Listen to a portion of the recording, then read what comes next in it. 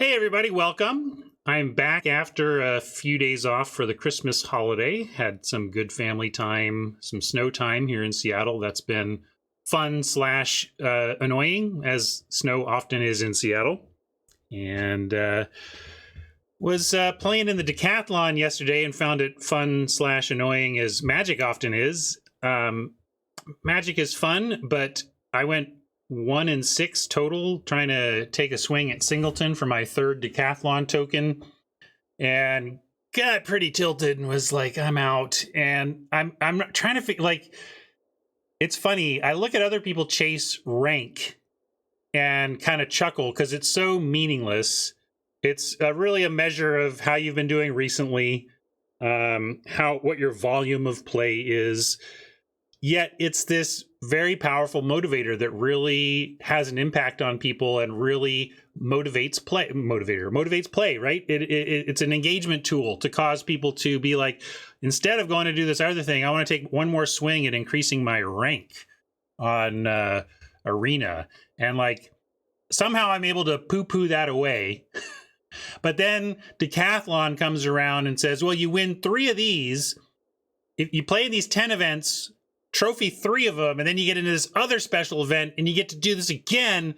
And I'm like, oh yeah, I want to do that. Of course, if I unwrap it all, it's like spend a lot of in-game resources to get fewer in-game resources back. It's like, it's not a good value. It's just something to do with my time. But I've been enjoying it for that. I wish there were more limited options, of course. That'd be a little bit easier to trophy. I did check in with chat, though, and said, hey, do you want to go for trophy number 3 in the decathlon here? Or you just want to draft? Draft crushed going for decathlon number 3 in constructed. I guess that's my audience for you. We're here to draft together, not solve weirdo one-off constructed formats together. Not that, like, I mean, Historic and Singleton are not weirdo one-offs. They're going to be around, but, you know, for me, it all feels weirdo one-off that way. If you want to make an order with not weirdo, well, they got some weirdos at Card Kingdom, I'm not going to lie, but beautiful weirdos, you know what I mean. Card Kingdom is my sponsor. Whether you find any individual there weird or not, they're going to get you what you want from your Magic game to your doorstep, onto your kitchen table, bashing your friends into the dirt ASAP. They've got so much stuff, it's crazy. Their inventory is constantly shifting, growing, shrinking, changing.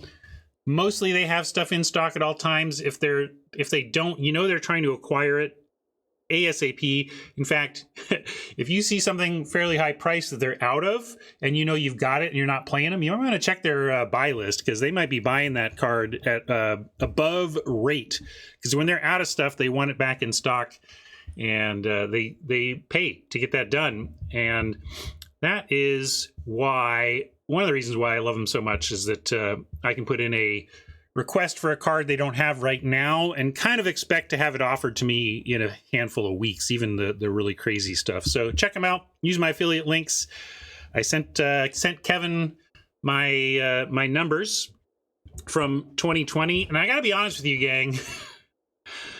Sending Kevin my 2020 numbers was a little bit of a gut punch, because it laid bare the impact of the summer jury duty. If you look at my numbers, I've basically spent the last half of 2020 trying to make up ground, having completely devastated my audience during the jury duty. So you're welcome, Seattle court system. I probably hurt my my streaming business quite a bit by going to jury duty. But the thing is also, there's so many factors in this, it's hard to pinpoint any one thing as the thing, but certainly that was a big factor. Well, so anyway, help me out, gang. Help me rebuild. If there's someone you know who loves Magic content, maybe hasn't checked me out and would enjoy what I'm up to here, give them the old word of mouth rec. It really helps. And want to rebuild my audience back up to pre-jury duty levels even. Still working on it. So anyway, you can help, and a lot of ways you can do that. You've heard it all, but let's go. Let's draft. I can help by drafting.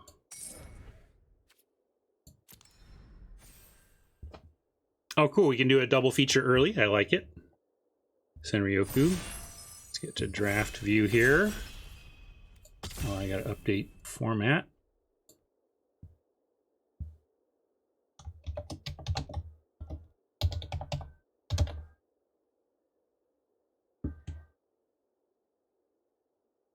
Technically.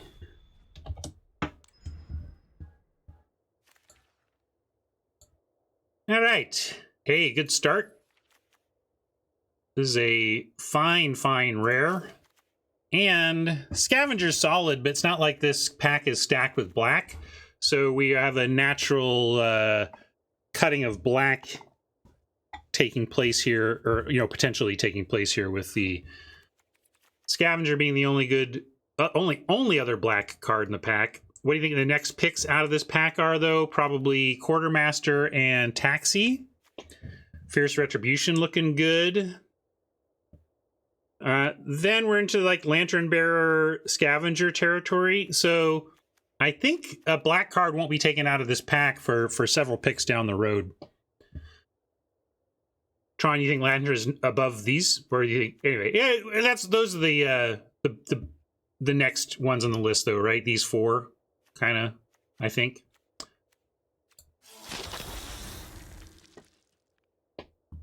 Past a Planeswalker. Can't be very good then, huh? Or is she? Let's see. Plus to get mana and kill. So if she's protected, she kind of acts as ramp. That's all right. If it's red, yeah, that's pretty limiting. The second line saying red only is what really makes that a constructed card, right? So I'm kind of off that. Grove is interesting. Dissenter not strong enough to protect the black lane. We could take a Wolf or even a Celebrance if we want to try and get into the red-black. I think Grove is the better card, but with Bloodcaster specifically, I think I'm going to lean into that a little bit, at least with the second pick. Yeah, Minister should have been called out as an absolutely fine pick there as well. But Bloodcaster loves the blood tokens, so I like trying to think of this as a leaning towards red-black territory card, even though obviously it's not specifically. Yeah, we've got Imprisonment if we want to hedge towards some white removal. We can be Rob's guest. Rob has apparently never passed a Gluttonous Guest. It's a little weird. Like, pack one, pick one, doubling demon. He's all on guest. Journal seems playable, but again, I think this is great, and I want to play this Bloodcaster, and I want to protect this lane. I'm going to do it. And I agree, this card is good. Celebrant for a 2, though, over Socialite, Villager, or an unrelated 2.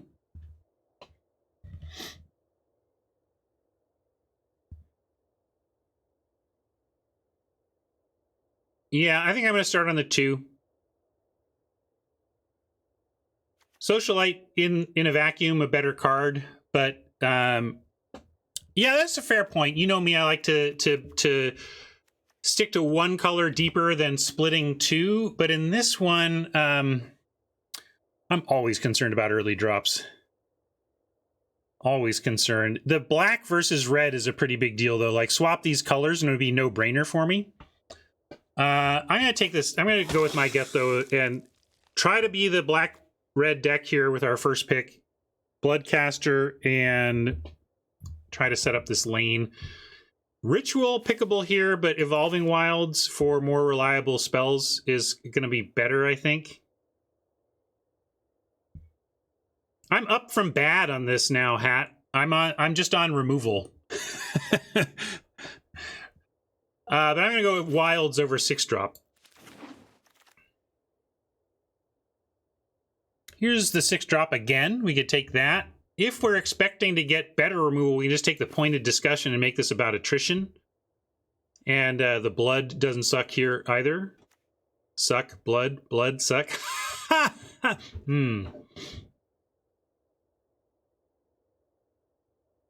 Yeah, invitation is fine, but I don't think we want it here. I take these late if they come, but I don't prioritize them. Yeah, I agree. I think they're good in Vamps, but I just don't think we need to force it here. We'll take what comes. I'm gonna take Ritual. Partly because of this, like, well, we get Impulse. There's just other ways to draw cards. We were talking about that before. Card draw only, a little less impressive than maybe it has been historically. You could make a case for a Mind Leech Ghoul, but this is where taking our Blood Petal Celebrant early makes me feel better about not taking a 2-drop here. So then we're on Impulse versus Invitation. Clover thinks it's Impulse for sure. I don't think it's necessarily obvious, but I think it's correct. We'll take Impulse. We're gonna Impulse plus 6 drops aren't necessarily best buds, you know. Courier Bat makes those wedding invitations that we've passed much better. In this case, we're going to take a Belligerent Guest, but I did want to call out that one of the reasons to pick up those invitations is how good they make these bats in the deck. Yeah, Guest works too, but what I love about Invitation and Bat is that it becomes a 3-mana play. Right? Turning Courier Bat ETB into a 3-mana play is excellent.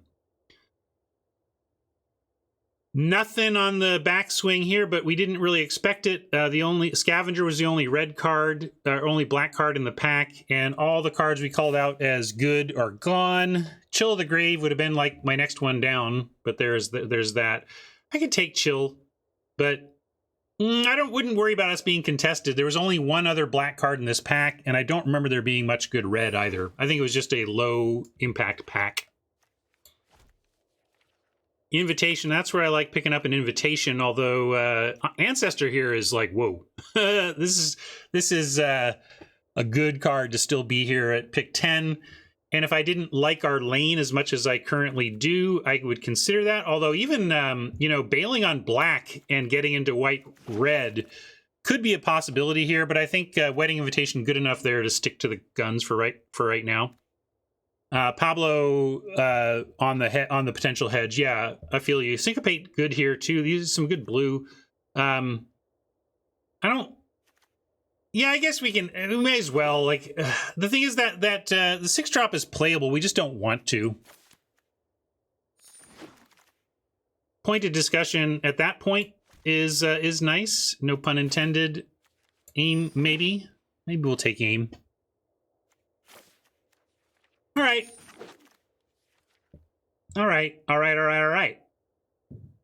We got a nice pack 2, pick 1 for our lane here.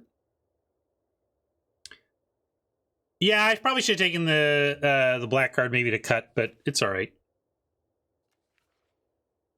Harvester, great. Bloodseeker also good, but not anything like Harvester is great.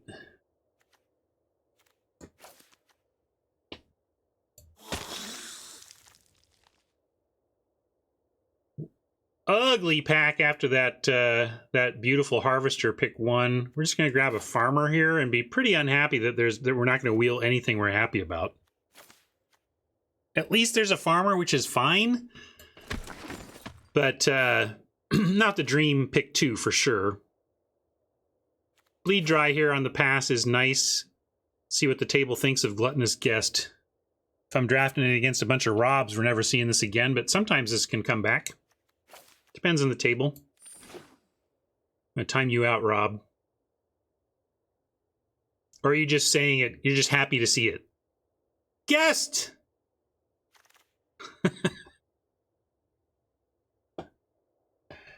Hey, here's the black-white deck saying, hey, hey. Ceremonial Knife over another Desperate Farmer. Purifier seems like a tough hedge, although... Yeah, I think we're off of thinking... You think the knife just sucks? I mean, well, is it farmer then? I like it in a blood deck, okay, with... We have wilds, I guess. All right, I'll take it because knife is a small opportunity cost.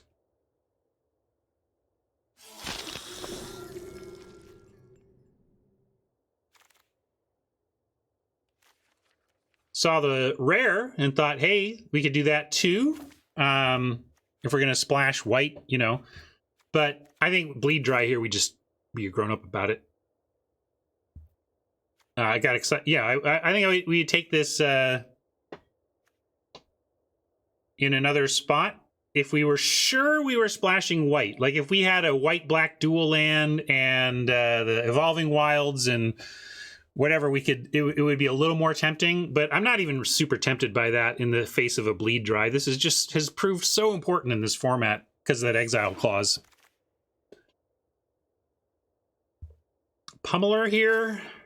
None of this stuff is on Vamp plan, so we can take something.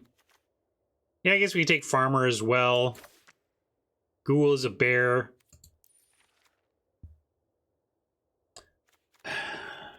Maybe Ghoul because we are hoping to end up with some of them 1/1 for 1 red. But I'll take Farmer.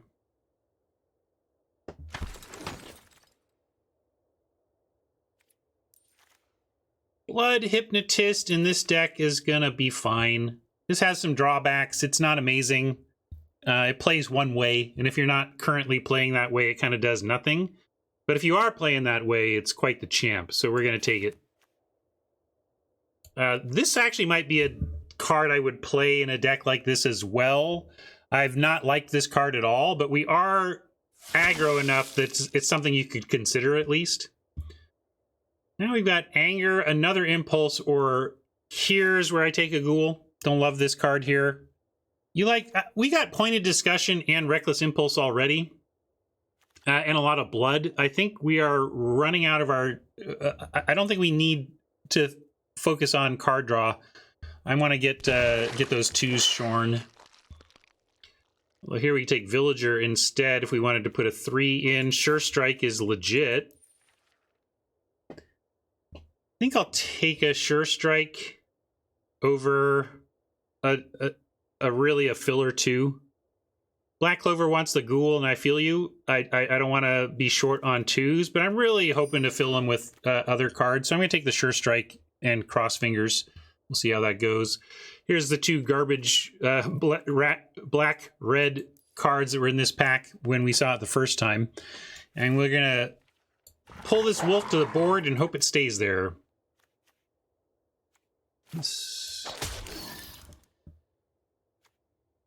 Yeah, this is too much farming. Well, I'll leave it in for now, but Pummeler here is interesting.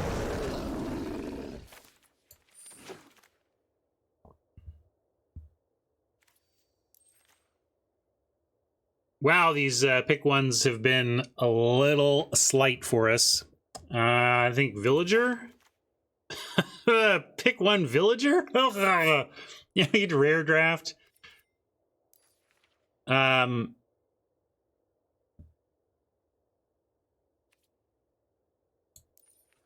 I'm just going to take the Villager. Because I don't care about collection building and gem resources as much as I used to, I'm going to pass the inspired idea. But if you are collection building and want to take the gems here, you have my blessing.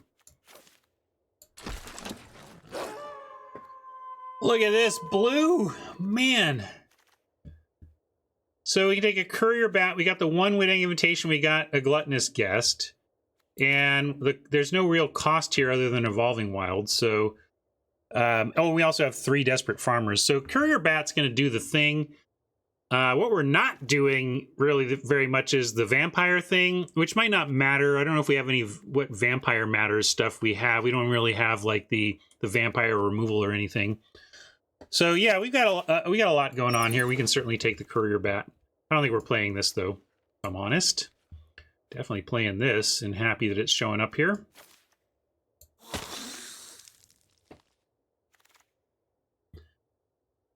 Harvester, great thing to get back with the bat. Another Purifier and a Shattered Sanctum.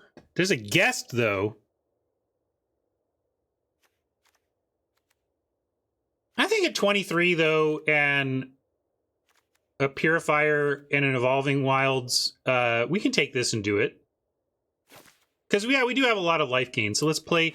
I'm going to play the Sanctum, though. I'm going to make sure we can play our first Purifier rather than take a second one. And then a guest here is a bit of a gift.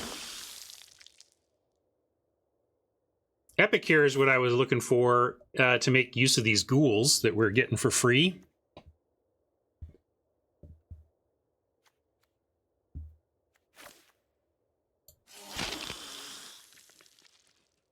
Another guest, but a Blood Fountain.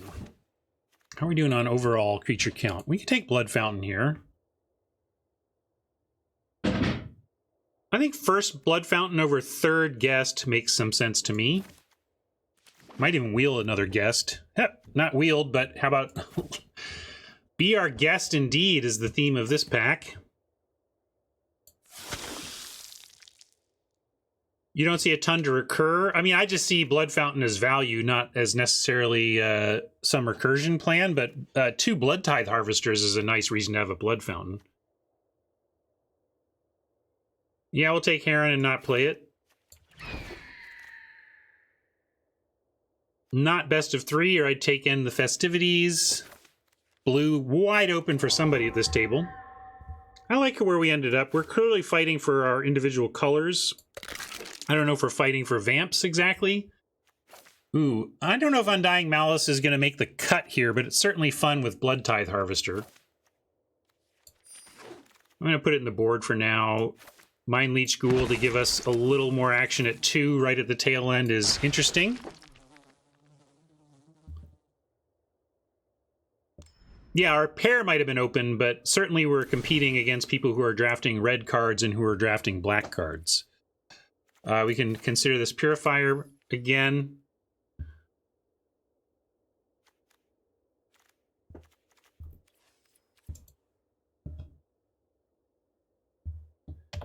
I think people are a little down on blue in general. I don't know if it's probably being underdrafted, but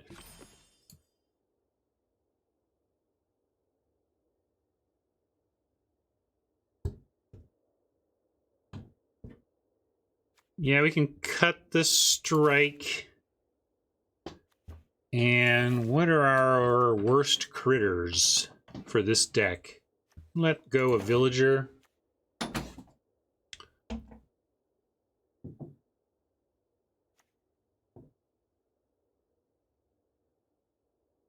Yeah, I don't know if maybe we want the Sure Strike and we cut. Yeah, with the blood, we may be able to draw, you know, all of our land will have cycling 1.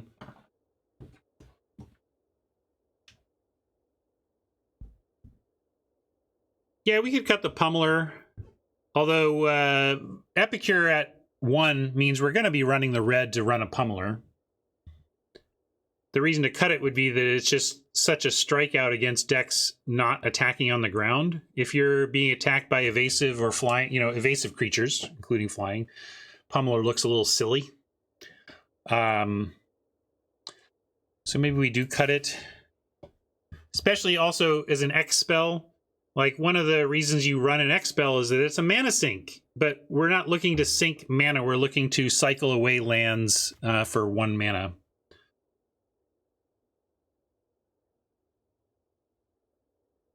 Yeah, math on the cycle lands thought as well. So we're close, though.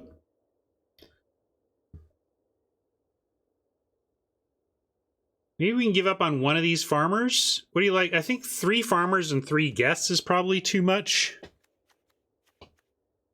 But I think guest is actually going to be better for the deck. They're very close. Maybe I'll throw that as a poll. I think I want to cut one of these. I think I want to keep all these spells here. Although we could even cut Wedding Invitation. We actually didn't get super there on Vamps. I guess we have 12. That's a lot.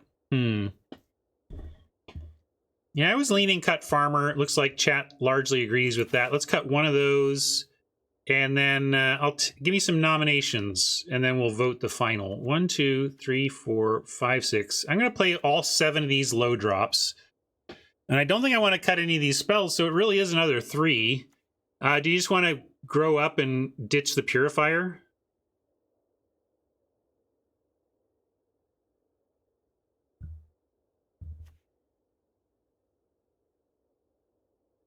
Yeah, Hypnotist could go, but also the Splash could go.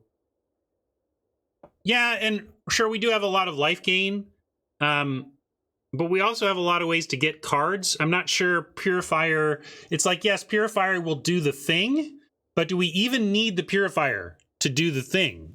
Like, I know that I'm sitting here saying, drawing cards, schmawing cards, but the significant amount of blood we have does make that a legit, like, do we even need this? So I'm gonna, given that little stump speeching kind of on both sides, blood doesn't draw cards, but it effectively does by turning lands into cards. If we're both top decking and I got 3 blood on my side and you have none, I'm favored in the in the abstract, right? So let's do a little poll here. 45 seconds, and blood. This is to cut a card. Are we cutting Blood, Hypnotist, Purifier, or other? And if you want another cut, say what after you make your other vote.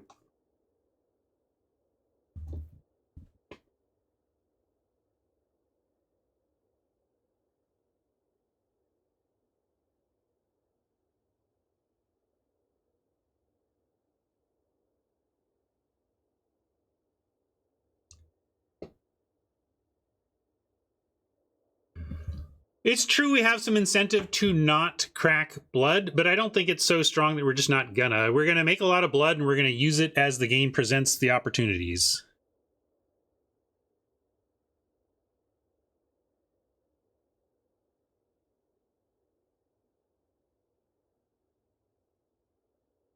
Interesting. So we have 3 on Purifier, 2 on blood, and 2 on other. I want to see what the others are. We have Math suggesting Impulse. And we have Charmy suggesting what? I didn't see your alternate.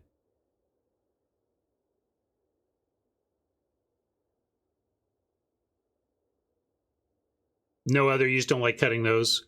Well, let's start with the Purifier and be Mana Grown-Ups. Oh, 2 on... I see, they put in Hypno. Well, look, your inability to fill out your ballot is not my problem.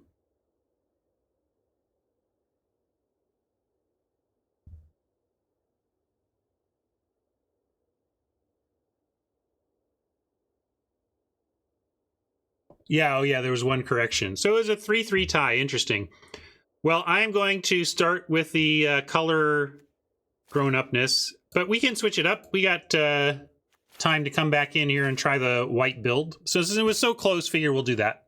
Unless this just runs away with it and is crushing so hard we can't justify switching gears.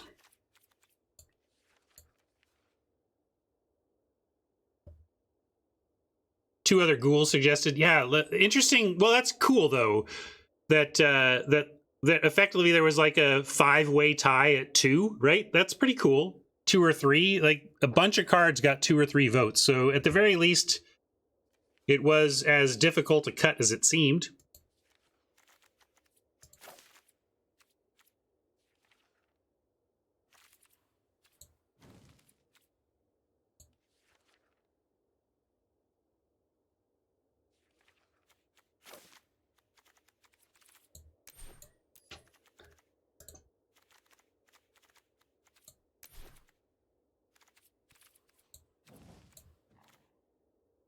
Yeah, I think we're all right.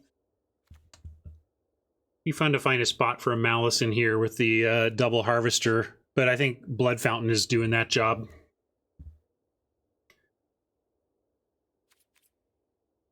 I gotta name it. See if there's any bling requests. No. What are we naming this?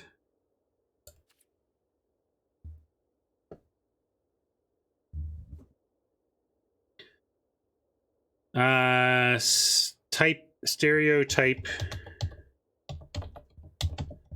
A.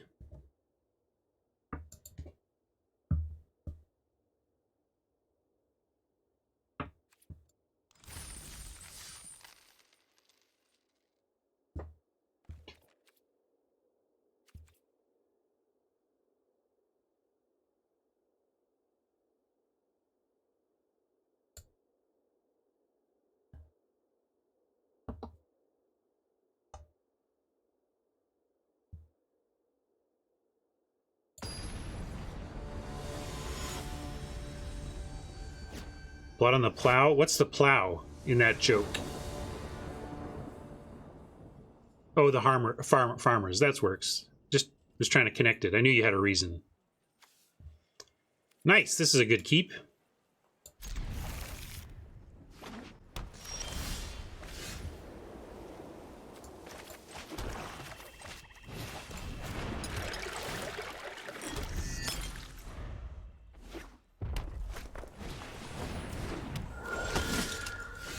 I didn't get to see it, but I heard about Marshall's Mr. Plow deck.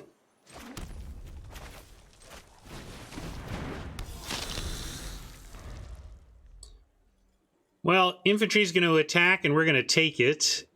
Not looking to trade off for a value card like that when we have Bat and an aggro curve out. I'm not going to get fancy on the Bat here. Oh, that's interesting. Kind of suggests that maybe the Celebrant dies, although it's interesting that an infantry player wouldn't want to offer the trade, because my inclination is to want to trade off an infantry and get an aura in the graveyard. But I'm going to go ahead and swing in here and see what they want to do before deciding on our next move, which could be Reckless Impulse even, but I think the Bat is fine here. Especially, let's see how this combat turns out. But if they just take 2 here, I'm going to toss down the Bat. Be pretty happy with that. That's cool, too.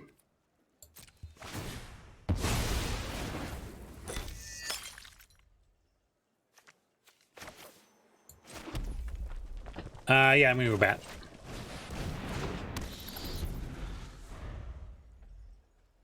You enjoyed the lemmies? The limmies?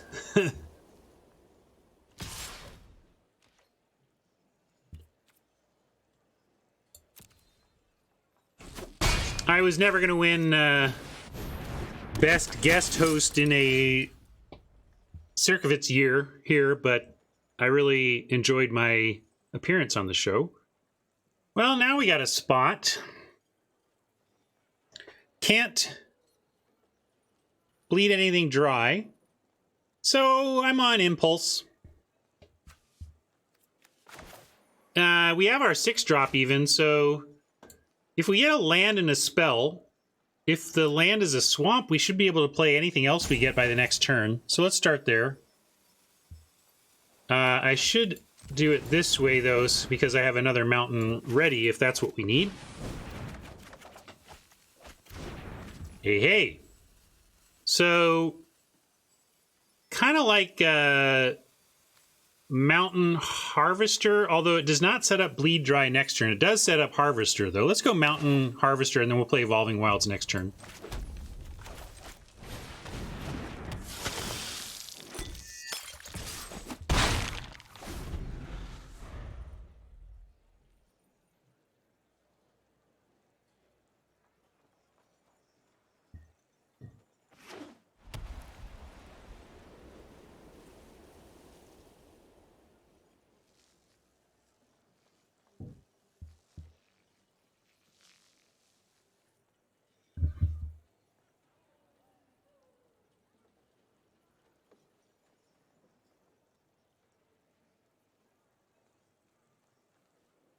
It is true that I have set myself up to not really cast anything in my hand next turn.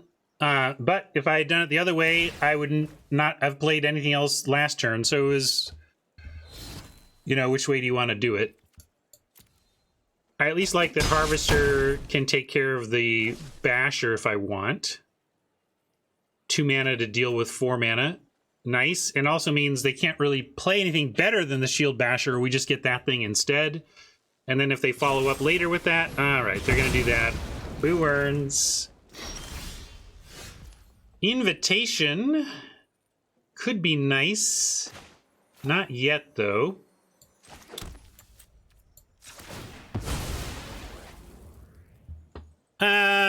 I could have Invitation looking for a swamp, but I wouldn't have had enough to cast the Bleed Dry or anything else in hand anyway.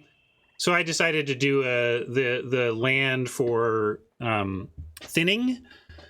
But now there is nothing else to do other than the Invitation. So I guess I should... Well, it depends on whether you want the thinning before the draw or not, I suppose. Maybe it was right to do it ahead. Maybe it doesn't matter all that much, and I'm hemming and hawing over nothing of huge relevance. Not blocking, so even though we're going to 6 and that's scary, I'm attacking. And then probably going to rummage away a mountain before we untap and Bleed Dry.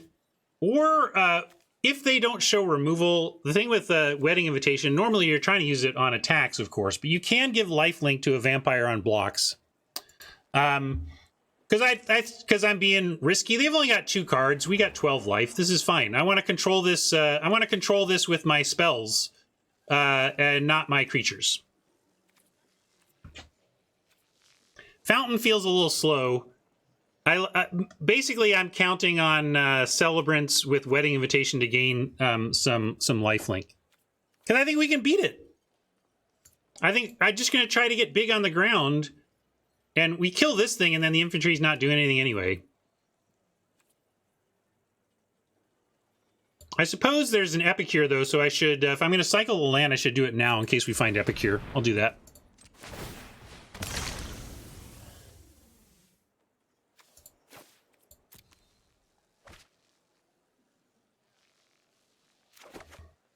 Maybe I'll regret that no block. Like, if I end up saying fine and staying back with the bat and then blocking the infantry, it won't be a great look, but I made my bed. I'm lying in it.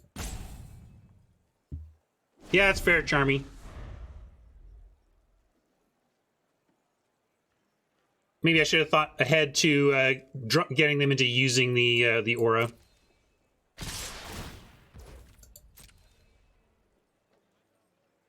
So I'm being aggro. Let's see if it how much it costs me.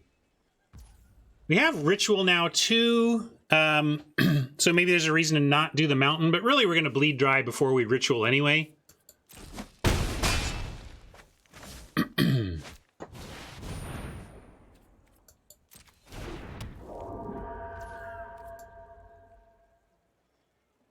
Yeah, Ritual doesn't seem like it's going to be our next play or anything, so I'm going to go ahead and crack another... Blood and continue looking. If we find a 2-drop creature, for example, or even if we find our in a land, we can do that. Or Epicure could do us 2 spell. Let's see what happens.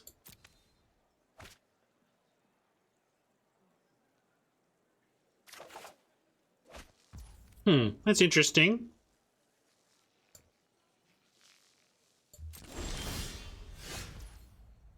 Almost could go double guessed. Of course, Geist now being a tapper means that we're kind of priced into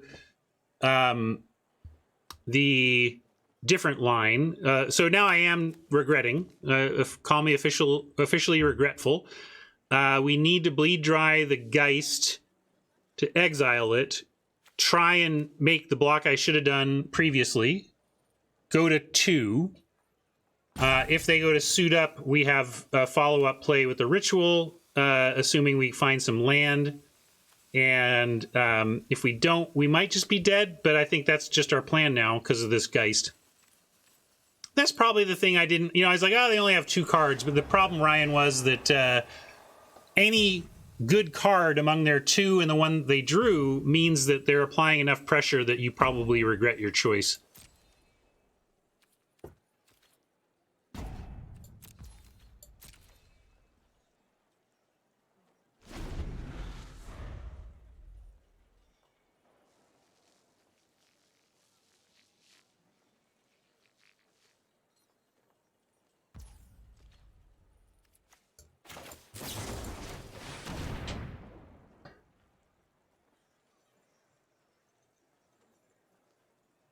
Well, they got instant speed something, but nothing that can save that thing.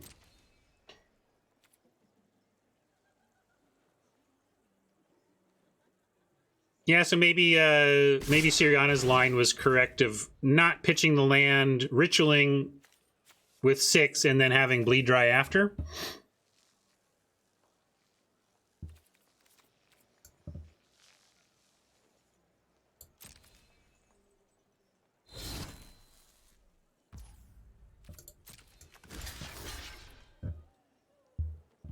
Yeah, Celebrants could have pin pitched, sure. So, not playing this game perfectly. Let's see if we can still find a way in it. That's tough. That's tough.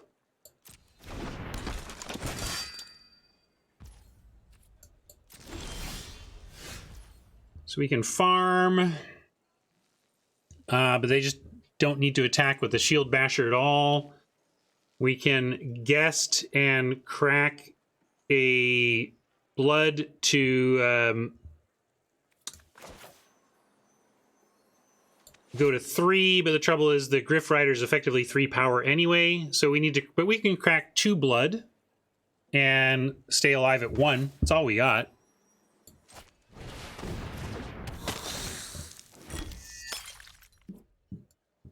Can even give the guest lifelink if we think 3 life will help, is more important than trying to get that done with the Celebrant somehow. Anyway, still looking very grim. Probably if I do the block that chat was suggesting, we're in shape where we could have a prayer to find a win here. As it is, I think I'm making some legal desperation plays before losing, so score 1 for chat. I think if I make a different play in the blocking thought, we have a shot here. Yeah, we're at least representing, make them fear. You know, they really got to commit to move in on the flyer. Yeah, see, they didn't want to do it into the open mana, but this is why it's like, haha, we got him to not kill us this turn, kinda. Oh, they still do it anyway. Never mind, because they got the extra power there. I was thinking this would get up there. Oh, but we can do it. We're alive. We're alive. Never mind. We're alive at 1, right? I think, if my math is correct here.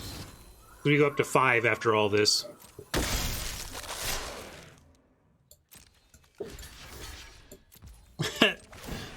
Legal Magic plays to not die this turn by Ryan Spain.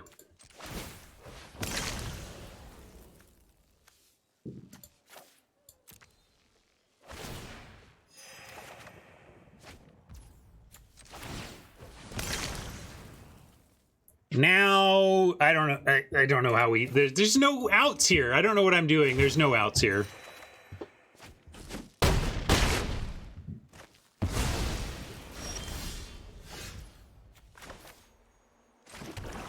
Look at us with no outs.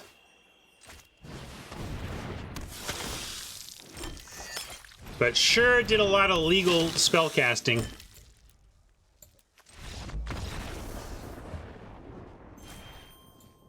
That was going to be tough, tough, tough, regardless of that one choice, but I'm not happy with that choice. I thought about it one way and just went with it, instead of pausing to consider some other angles. And it's not like my line was without thought and without merit of any kind, but there were better lines that I didn't consider because I just kind of married the first one I saw.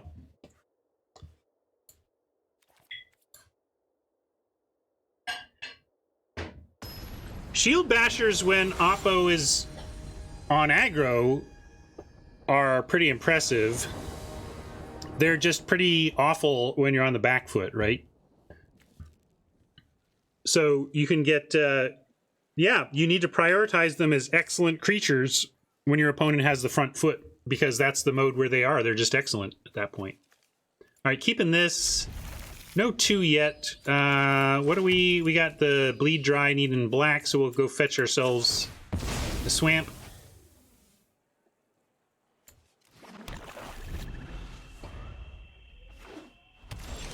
Yeah, I love these lands, but I only have the Grixis ones, so I bust them out when our deck is in the Grixis wedge.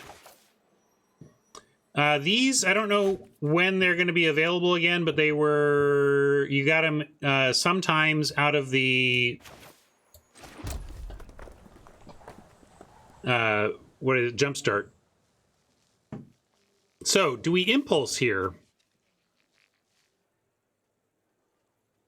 Kind of want, you know, with a Ritual... I'm going to do it. A little risky, but I'm going to do it. We get a land, it's at the worst cycling. But there you go. If we get a 2-drop, that'd be perfect. Hey, coming up Millhouse. I gotta do a Millhouse for that one. Come on. Coming up Millhouse.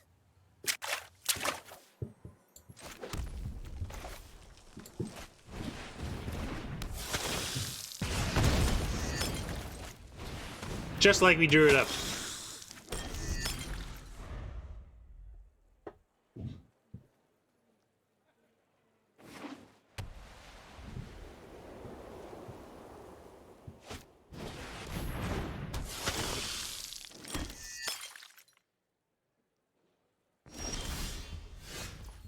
Belligerent guest. We got a lot of guests we could bring to the table here. Probably,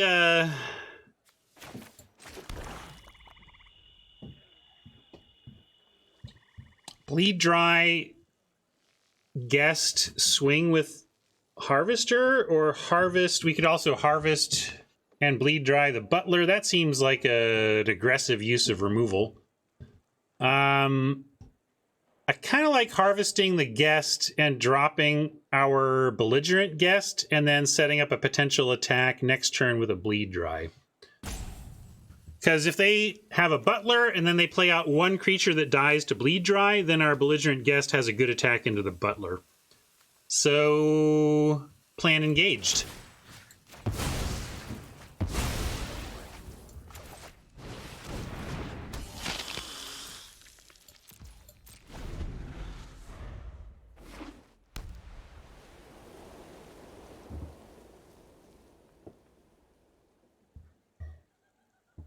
Ideally, here would be some nice killable 4-drop that we are quite happy to spend a Bleed Dry on. Not a 4-drop, but I am quite happy to spend a Bleed Dry on that, frankly.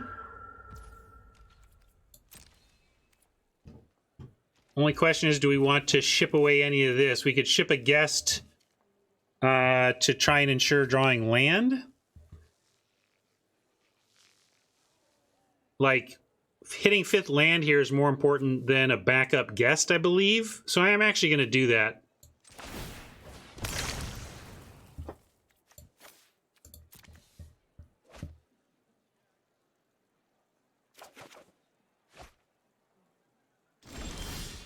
All right, found our 5th land, found our rare.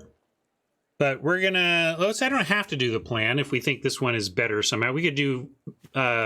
Bloodcaster Guest, for example. Kind of don't like giving him a turn to start to sack this, though. That's... Yeah, Cardlinger, I feel you, but you feel me. Like, I really don't want them to untap and have easy... Although they could still just not... They could still just take it and still have the Butler, so maybe I am overthinking it. And I could just double spell this turn. Give him another chance to play out something even kill something better, or even kill with ritual. Ritual. There, I've renamed it. Interesting. But guest attacking here is pretty solid. I kind of like attack with guest. If they want to trade the ancestor, we have the same thing we were talking about last time in terms of bleed dry their plan afterwards. So this is fine. I changed my mind. I'm going to do the 2 spell and make this offer.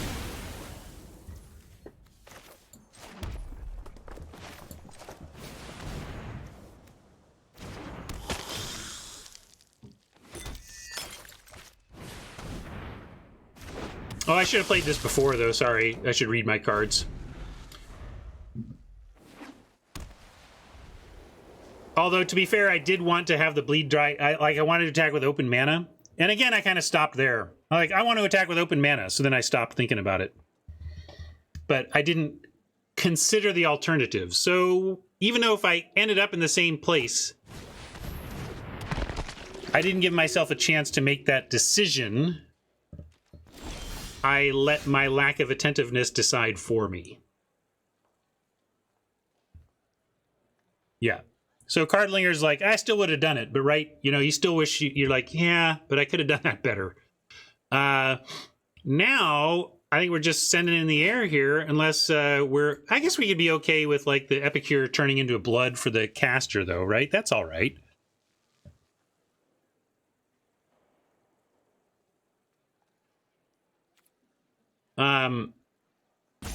Also here we're looking at bleed or celebrant, unless we want to start rummaging with blood, which I don't necessarily want to do. I like sending the Epicure and turning the Epicure into a blood token if they want to eat it. And maybe they'll be scared enough of our open mana not to. But the reason why I want to do that is because then if we go land ritual, we create 2 blood tokens here, and then we're at 5. So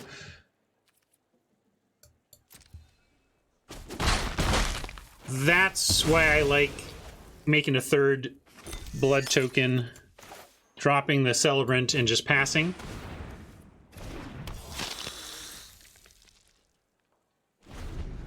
Yeah, good point. We can just chump with this and get to 5 as well, if we want to do that. I better read this card again. Whenever you create a blood token, if you control. So that 5th, the creation of the 5th does the flipping. That's the main thing I was looking up here. Is it in your upkeep if you control 5 blood tokens, right? That would not be... here,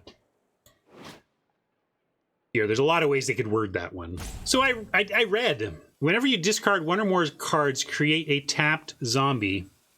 Okay. Interesting. Blood token turn into zombies. It's certainly worth chumping an Epicure, I think, yeah. I mean, what was this card doing?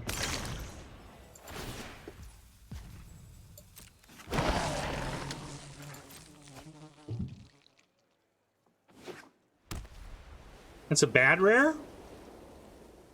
If you've got tons of blood, I mean, I don't know, would we run it in this deck with just non-stop blood?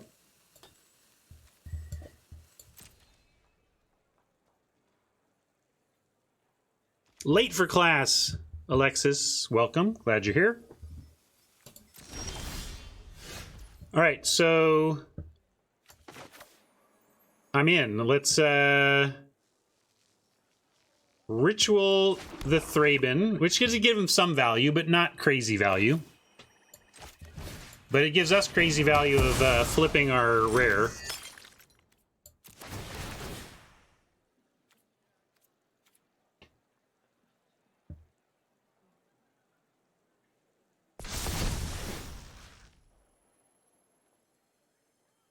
These are new. Does it give him? Oh, they give him haste. Okay, yeah, it's smart. Smart wizards. That's R&D learning some shit there. Let's just give everything that might be confusing as to what's sick or not and give it haste. Cardlinger says, do you want to even send this?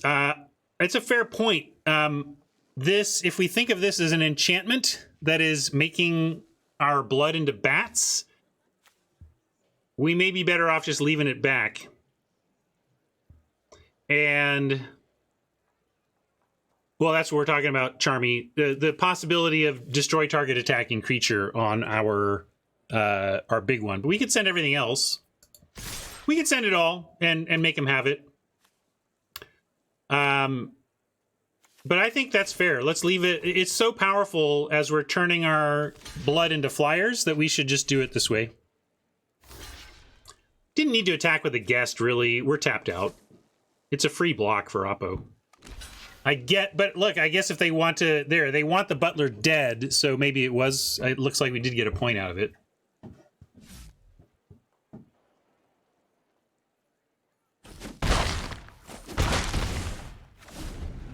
Cards with bad win rates can still be correct in the right contexts. So, wish we had the sample size to really dive in and say, you know, what cards need to be in the deck before before it has a good win rate. Yeah, we're getting oofed a bit, but at least we have a 2/2 flyer and some means to race. I'm thinking there are decks where you'd be okay with running this and be like, no, we're going to get the value. The game is going long and we're doing the thing. We can run this. But I admit that it's certainly going to be a mistake when most people play it. As for our sitch, farmer, not that they can kill anything here, but I don't care about bleeding anything dry here. So let's do farmer and swing away. No blood fountain used. We cast it in the first game, but we haven't. We didn't use it.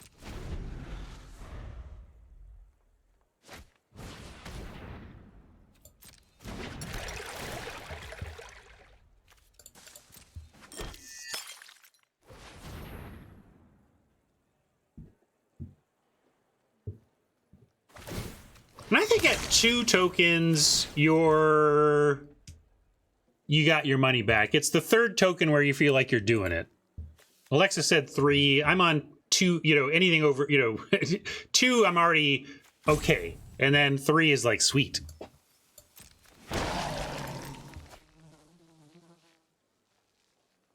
Yeah, people might build their deck wrong to try and make the one card better.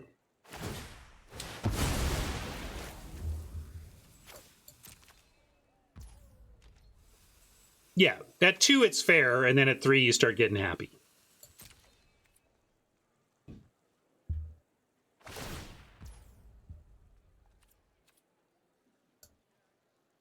Ugh, this is going to get ugly. We better win through the air soon.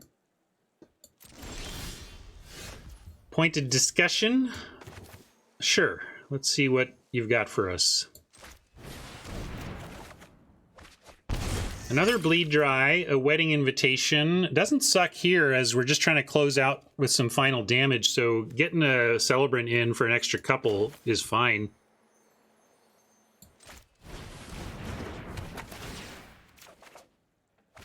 There's a swamp we're going to hold to pitch, although, let's see, 1, 2, 3, 4, 5, 6. I mean, we could play a 7th land, and then if we draw an 8th, we have 2 bleed dries. I just don't think we need 2 bleed dries on this board, given that we're trying to win through... or, like, we don't need 2 bleed dries next turn on this board, given that we're looking to fly and eventually celebrant with invitation here. So for now... Can even we could send in the celebrant and let them go ahead and gang block. If they do the farmer flips, then we lose the ability to invitation the celebrant through for 2, but we could still send the guest in for 1. We can. That's what I'm working. We can send. Yeah, we can send both. If they want to pile up on the guest, that would be great, actually, right? So given that we can send both, let's do it.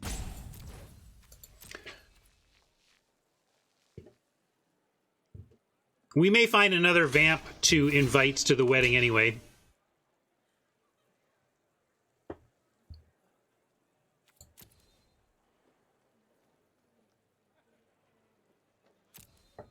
And I guess we want to go ahead and, let's see, if we let the butler die, what are they doing with it?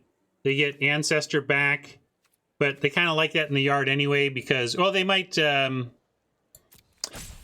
They might mill something they get. Oh, no, they've already done the mill.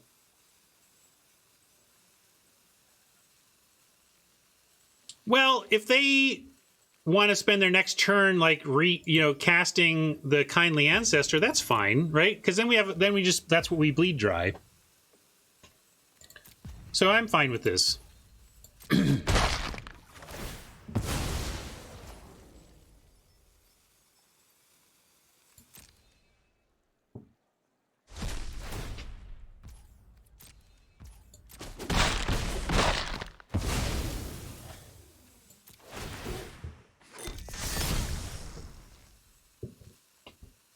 That's true. It is the lifelink I wanted, but now that we have a harvester, I have it built in, so that's a great point. Thank you for the reminder. I'm going to leave the swamp in hand and send it away. I don't think we need the possibility of 2 bleed dries next turn, so I'm just going to rummage instead.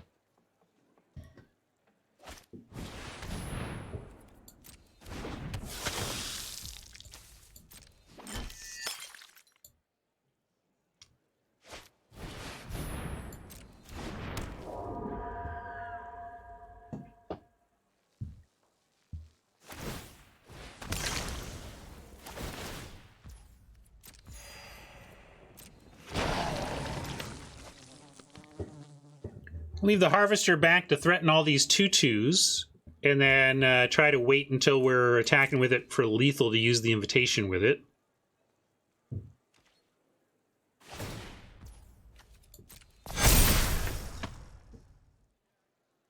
That's true.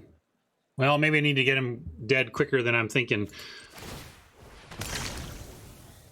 But I'm still going to rummage.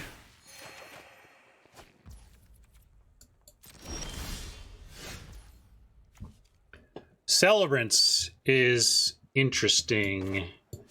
Similar amount of damage. Well, Sure Strike isn't in the deck, so unlikely to win it for us in this game. Just sending Bat again here.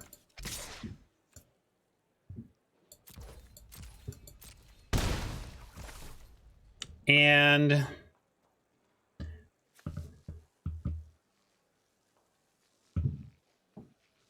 like invite farmers. Are you worried about us like dying next turn? Like, why you felt like we needed to gain life there? I just was going to hold. Yeah, but we have bleed dry. That's why I wasn't super worried. I'm going to go ahead and pass, and I'm going to hold the mountain for blood.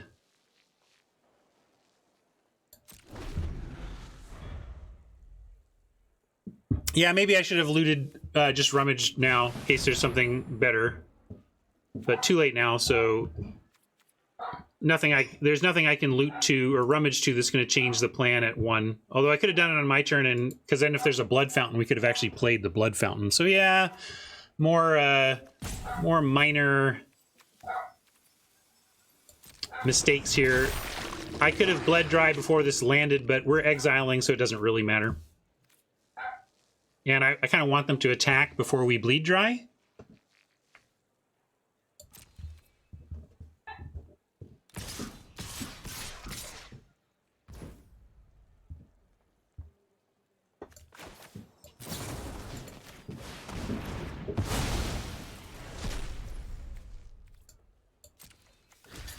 Bounce block a guest, and then we only take 6. That feels pretty good.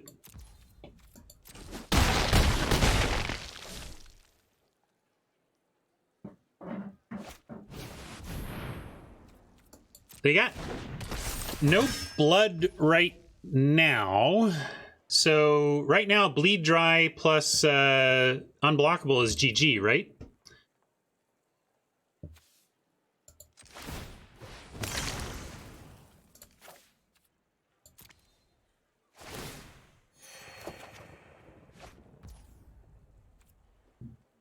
Yeah, send that away too.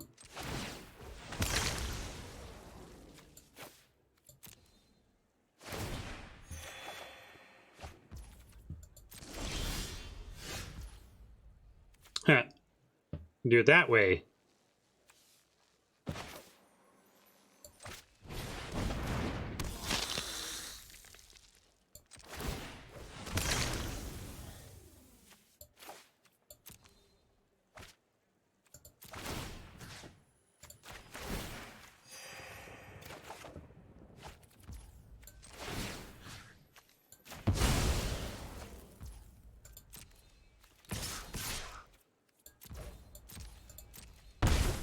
Boom.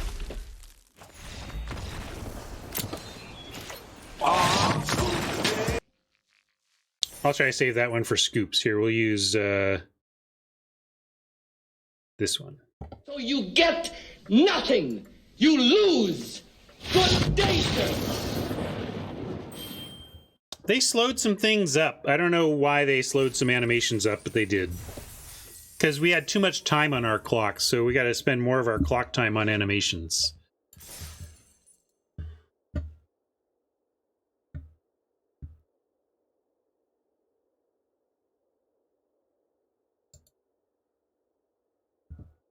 Oops. Sorry, I was trying to go to here.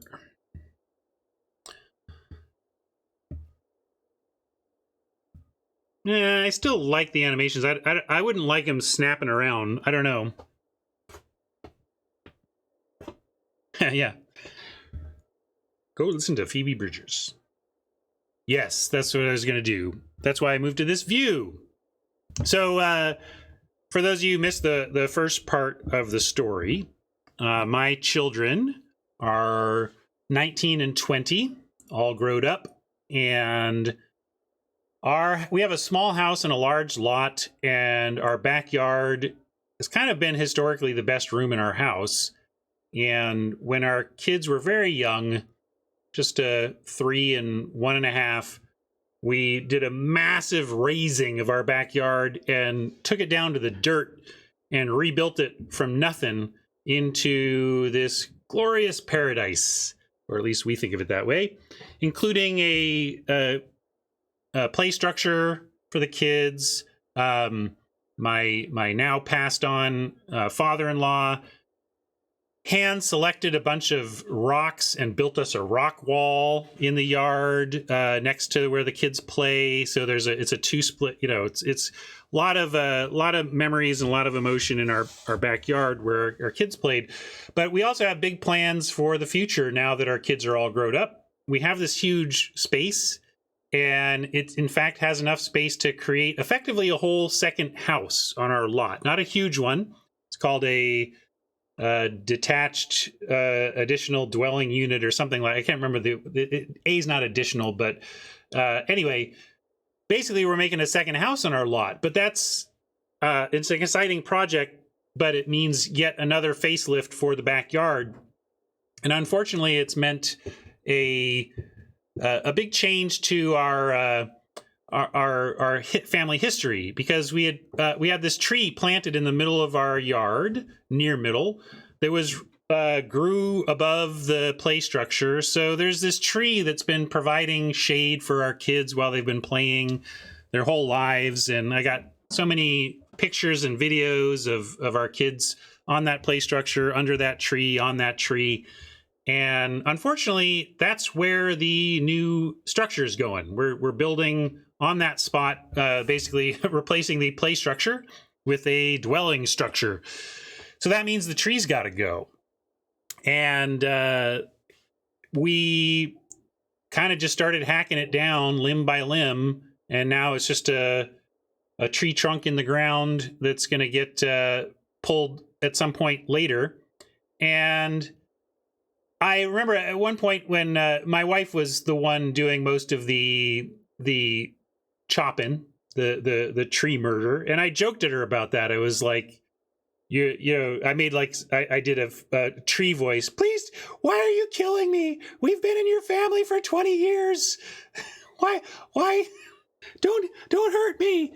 And I was just joking, but it didn't hit my wife right. She actually was kind of sad about that, and she was feeling a little bit murdery, feeling a bit tree murdery about the whole thing, especially given the context of any tree is tough for my wife to take down. but the tree on which our children played their whole lives was a little harsh. So not my best joke. You know, you gotta take your shots, Mama. You know, sometimes you duck a shoe, but you gotta take your shots. You know, but that one missed, and I kind of realized, yeah, that like this is a really emotional thing that my wife is going through here. So I shouldn't have made that joke.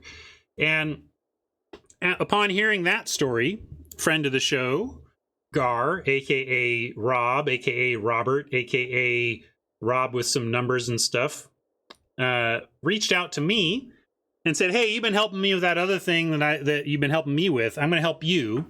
I want to make you send me some of the wood from that tree, and I'll make a keepsake for your wife out of the wood, because I'm a wood turner. I do the turning of the wood." And I'm like, yeah, let's do that, Rob, because that is a great idea. And I know my wife, and I know she'd love it. So I followed through. I sent a whole box full of various branches and wood pieces to Gar. And Gar hooked me up big time. And not only that, like, he sent me a picture of the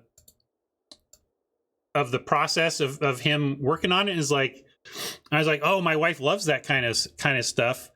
And so Gar's daughter also likes that kind of stuff, heard about that, and said, well, I'm going to make a video for you then.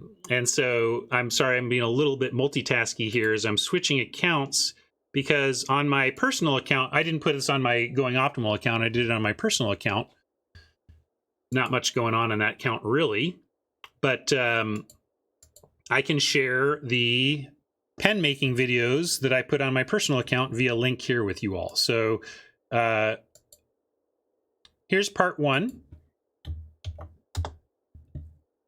And here's part 2. I'm not sharing anything I shouldn't unless Gar does not want this shared, but I figure Gar is cool with this, and he's here. So if I'm wrong, Gar, you can ward me off here. But here's part 2. And so here's how it went down. I got that. So our living room has a TV in it, and the way we were opening presents and stuff on Christmas, my wife was had her back to the television, which was perfect, because she was sitting on the floor facing me, and her back was to the TV, and I queued up the video behind her, and we were talking, and I said, "Oh, I got something." And also, so you have to understand that my wife and I are not big on. We don't place a lot of importance on exchanging gifts on the days that the world tells us to exchange gifts. We try to make Christmas fun for our kids and stuff, but we've kind of moved past expecting much from each other on the gift front. Our gift to each other is not sweating gifts. And it's my favorite gift ever, really, is that my wife does not sweat the gifts. But that does mean that when you do feel like it, you can really hit them with something that they weren't expecting, both ways. So my wife gave me for Christmas a fireproof document portfolio. Yes! I am so old that was exciting for me. I am so old, I fist pumped at the fireproof document portfolio. Yes! So good. However, not the most romantic gift of all time. So then I say, okay, well, I got something for you too. And I hand her the box with the pen, and I let her open it, and I let her take a look at it. And because she just thinks it's a nice handcrafted pen. And so this is nice. And she's looking at it. She read the card, and ooh, cool, it looks cool and everything. And so I gave her a few beats just to enjoy the pen as a piece of art on its own, right? And I said, there's a story behind that pen, though. And she looks at me a lot. And I was like, look. And I point at the TV. And she turns around, and I played her those 2 videos and watched her go from woman admiring the nice little pen she's got to mother weeping tears of joy and saying, I did not know how much I needed this. It was really wonderful to see her recognize the wood. You know, it's like several minutes into the video before you can see it starts with a cut piece of wood, but then Robert Gar brings in one of the uncut pieces of wood from the tree that's very identifiable for my family as being from that tree. And that was the moment where she realized what this was about. You know, that's the moment she realized this wasn't just a pen. This was a pen made out of the tree that our kids grew up playing around and on and near and under. And, you know, it was, I almost feel guilty. It's like all I did was become exposed to Gar and tell that story. Everything else Gar and his daughter did for me, and I just got to share. I thought about doing a reaction shot, Mama. It just didn't. It didn't come around naturally, so I just let it happen. I don't have a video of the reaction. I'm sorry. I did think of it, but just didn't execute in time. And anyway, so I feel so lucky because on the one hand, I got to give my wife an all-timer kind of gift. But on the other hand, I really did nothing except acknowledge that it was a good idea and send some wood. Those are the 2 things I did. Yes, that is a good idea. Here's some wood. That's it. That's it. And what I get out of it is like Husband of the Year trophy in my house. So, boy, thank you so much. And Gar, like marriages are a lot of work. Marriages can be tough. And my marriage hasn't been smooth, easy sailing through the pandemic, as I'm sure many of you who are in committed relationships through this pandemic can feel me. There's new challenges, and it's been a hard year. I'm not gonna lie. On a lot of fronts, it's been a hard year, and it's been a hard year on my marriage. And this is a way to end a year that's been hard on my marriage with a very nice thought and a very warm experience. And thank you, Gar, for, I know your family is like shrug, but my family thought it was great. And I also got to impress my kids, you know, like modeling romantic behavior for my children was a good moment too. They're like, whoa, my dad doesn't totally suck. Oh. But again, I got all of that for acknowledging a good idea and shipping some wood. So, wow. Thank you, Gar. Please thank the Spawn. And yes, I do get to use my coffee scoop, although I have it with my coffee gear. Mostly I grind to spec with my grinder, but every coffee maker needs a coffee scoop, especially because like when I do my AeroPress, that's where it's going to be my new AeroPress coffee scoop for sure. And she loved that too. The coffee scoop, I don't have, it's finally up with my coffee gear, but Gar also made me a coffee scoop, and Margaret too. Margaret loves coffee. The thing I love about the coffee scoop, Gar, is how it's not symmetrical, and how where it's not symmetrical is like perfect thumb spot. Like, I don't know if you figured out exactly, like if that just was happy accident or whatever, but it's got this beautiful non-symmetry to it, but it's also a functional non-symmetry to it that is just wonderful. So anyway, all great. Thank you, Gar. Thank you, Spawn. Thank you, Margaret, for making it through another year of marriage with me, and we made it through 2021. Let's work on the next year coming up here. So there you go. A little side story. And YouTube friends, usually this is the type of stuff I don't do mid-event, but you get a little side story today, so hope you enjoyed that too. Story done. Let's get back to it.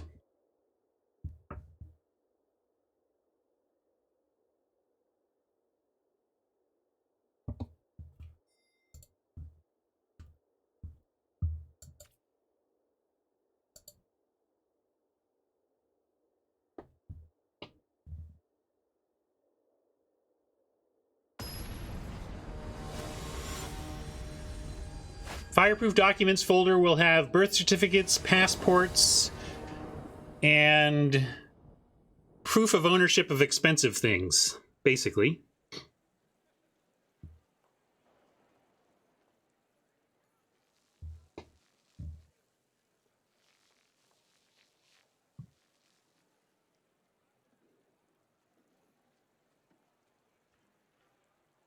Yeah, it's not bad either, although I just need to get that stuff out of my house entirely. I'm one of the benefits of the next step of retail that I'm taking is that a lot of my product won't even be stored here, which will make myself feel a lot better.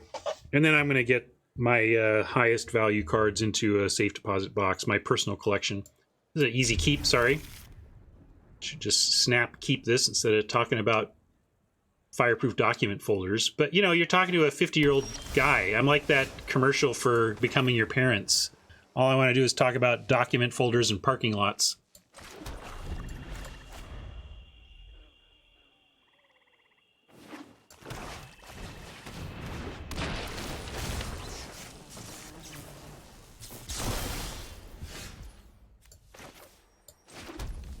Go with the Celebrant here over matching that Ghoul. Maybe we'll find a place to play this and actually exploit for the last card or something like that.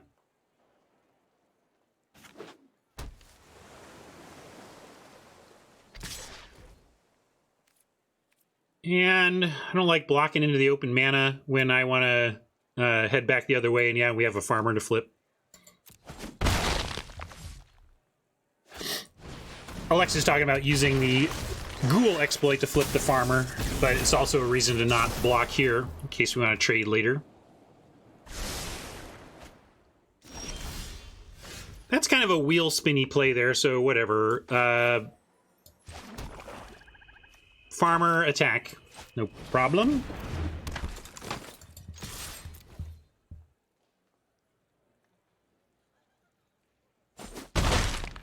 Ooh, I like that, Mama. I want a wireless charger.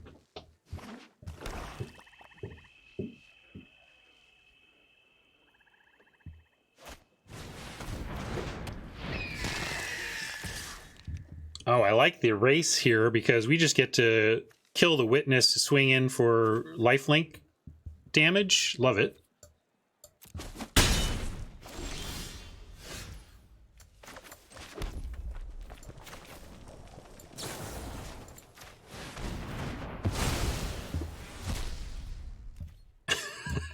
Come watch my phone charge, everybody. Look! Look! No, where are you going? Come look!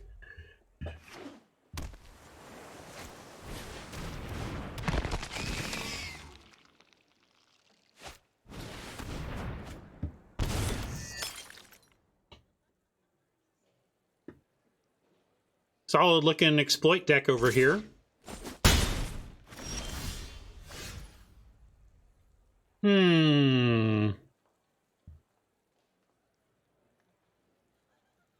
Kind of like pointed discussion, look for a fifth land and then play our bomb.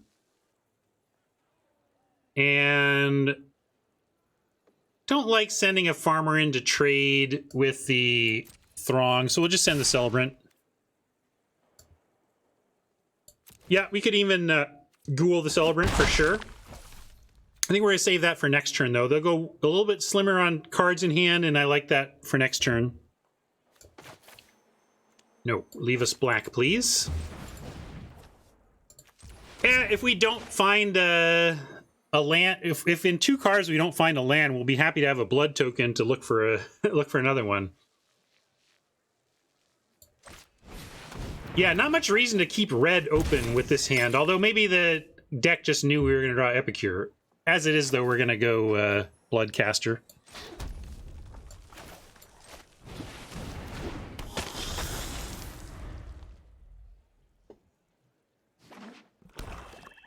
Yeah, I like that. Great point from Alexis. We get to Epicure into Ghoul to flip 2 farmers, potentially, if we draw a land.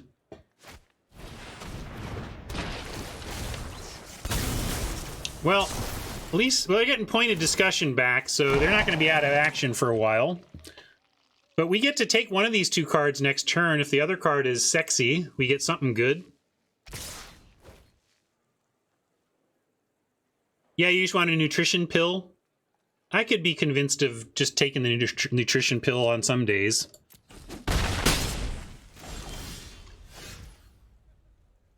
All right, we didn't get... I really wanted to flip 2 farmers, but that just didn't happen.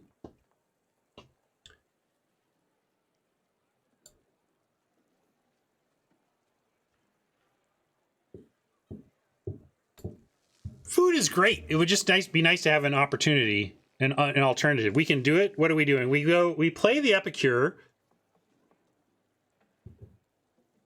I don't know what you're saying, Pablo. What I meant was play a second farmer, and well, I guess if we just want to flip the, let the Celebrant go, we could do it. That's true. If we want to do it that way, I just really liked the idea of exploiting the Epicure, but. I guess it does make extra... It's probably worth it with the Bloodcaster, right? So I'm in for it. Let's do it.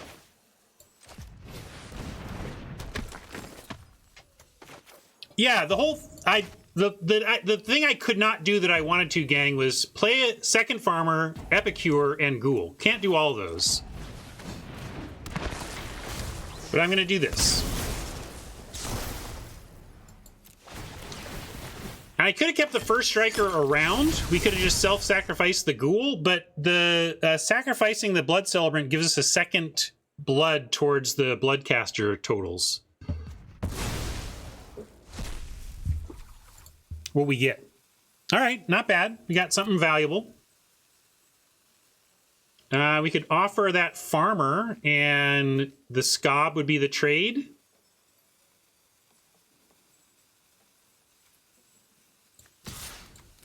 I think that's okay because we do have ways to get it back as well, and yeah, us getting back to 11 doesn't suck either. And we get blood from the death, so a lot of reasons to do that. Epicure now flips this, so does Hypnotist. Oh no, wait, Hypnotist doesn't self-make, but these 2 make blood. So if they don't kill our Bloodcaster, we get to start making flying blood tokens, which is important because this thing made a bunch of flyers. That's all right. This is still going to be good.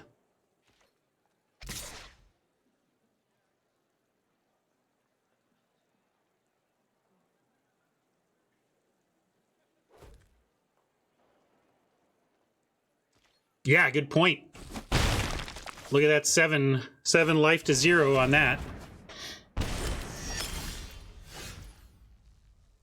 I shouldn't just run land out there in a world where we have so much blood, but we kind of want at least 6 anyway.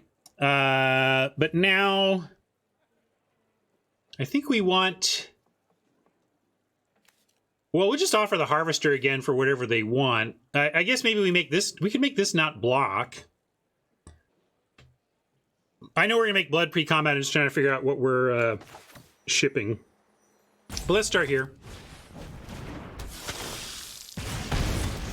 And now, because now we have Guest or Hypnotist, both of which do some stuff is the thing. I think I like Hypnotist. We'll flip before... We already flipped, but now we can Hypnotist, sack, and make the assistant not be able to block. And then I like the attack with the Harvester. So I'm going to do that.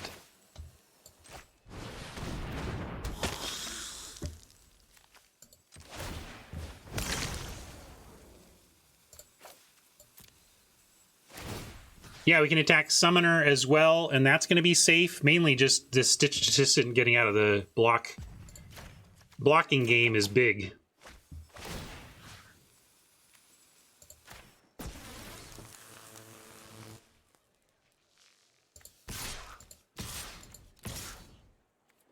Sending the ghoul doesn't do anything, though, so we're not going to do that. But this looks great.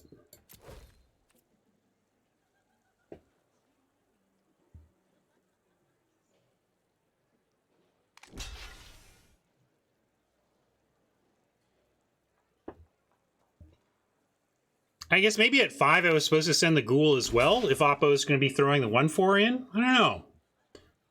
Yeah, maybe I didn't think about this carefully enough if that's Oppo's line.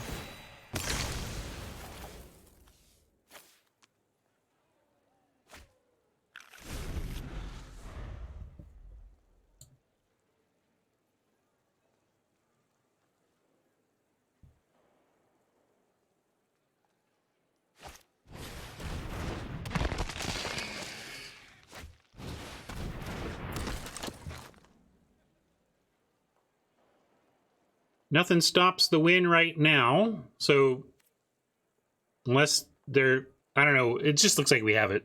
I don't know what they would be sequencing this way for if we didn't.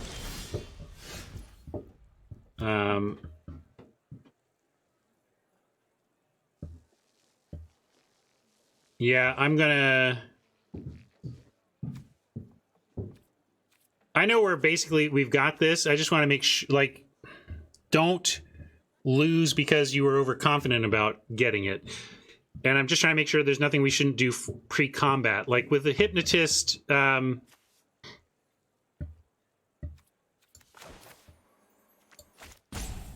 guess we get rid of this guest. At 13, I'm just going to drop Harvester.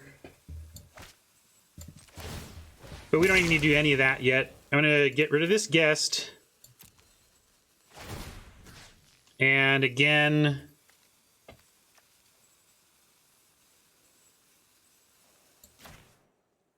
do that. Maybe we find removal, make it much easier. Aha, there you go. So there's one of their plans to not die here. Can we defeat that? Well, they had blocks. I guess they... All right.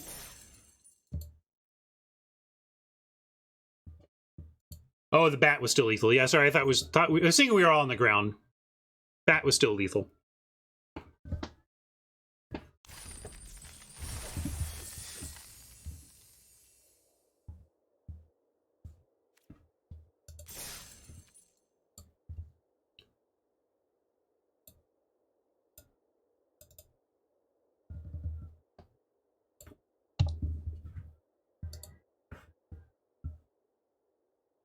Usually I use that for me, not them, but sure, this is for Oppo.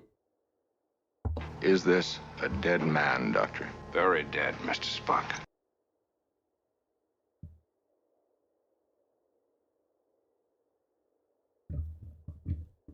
You have to replace filters? Uh-oh.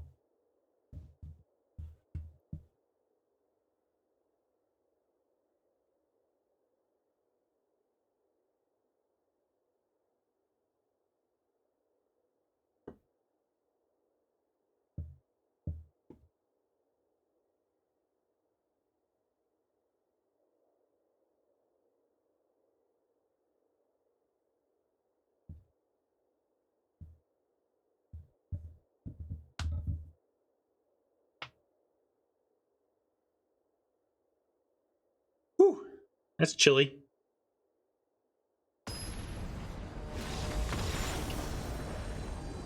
That sounds like a failed match. Draw incoming.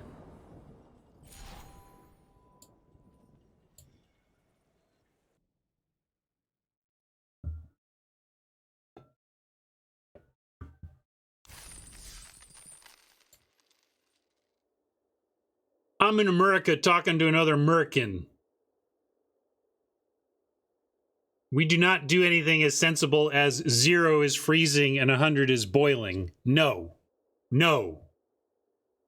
Take your metric style temperature system and go measure science with it or something. Around here, arbitrary values.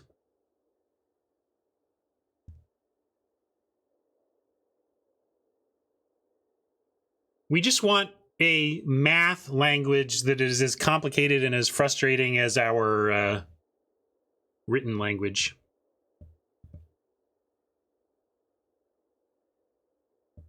What is going on? I'm gonna just restart. When all else fails with this client, restart.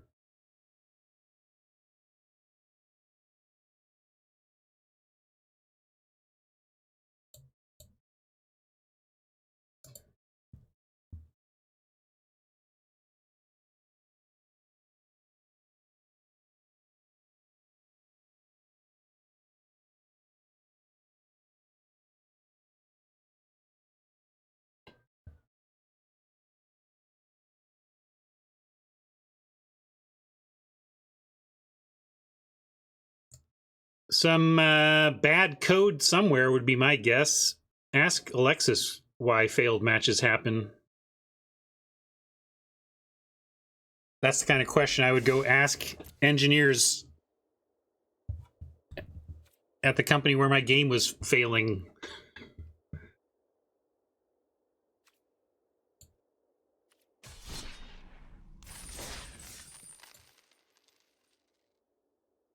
Come on now, client. Find us a player.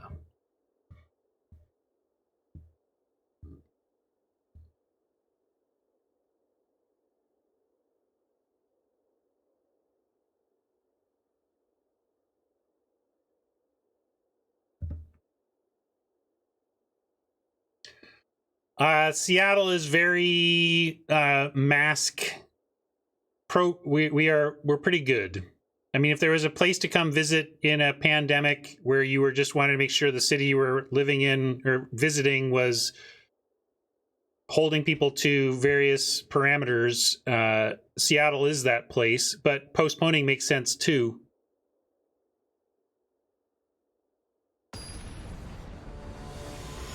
I feel like if you're triple boosted, you know, if you got the triple shot, I feel like you personally should be pretty good, but or you may get it with very unnoticeable symptoms or something. Anyway, let's keep this very fine.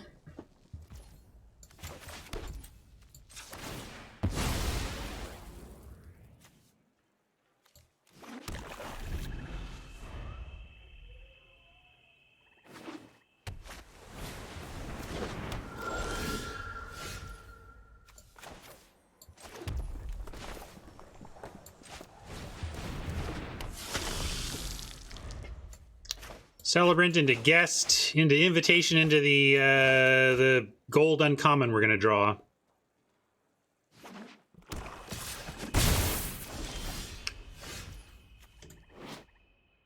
Come on.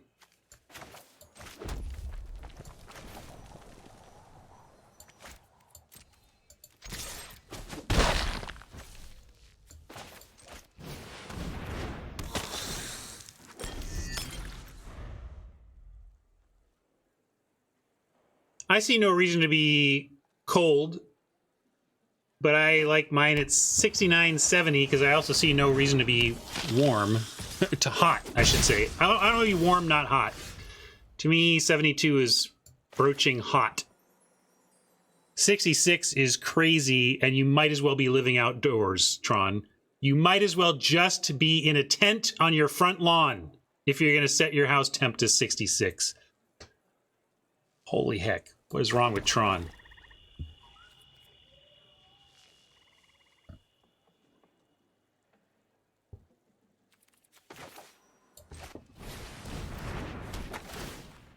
Yeah, I should time him out for his opinions on comfort.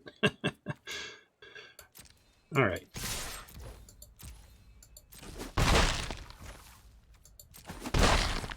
I should read this. What does it do? Well, we can't kill it, so I guess they get a token.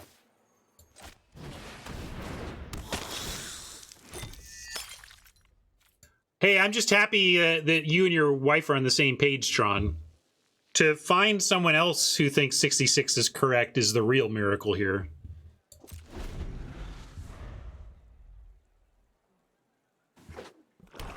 Match made in... I don't know.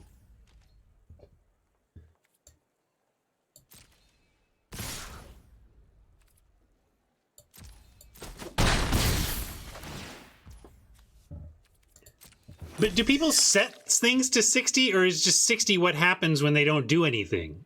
Or were you with people who are like, 60 is where it's at?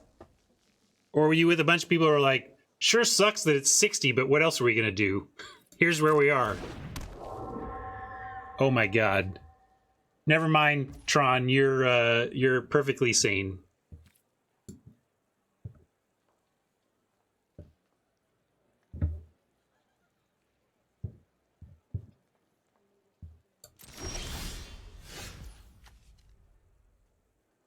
Ghoulish. Get anything on the ghoul front?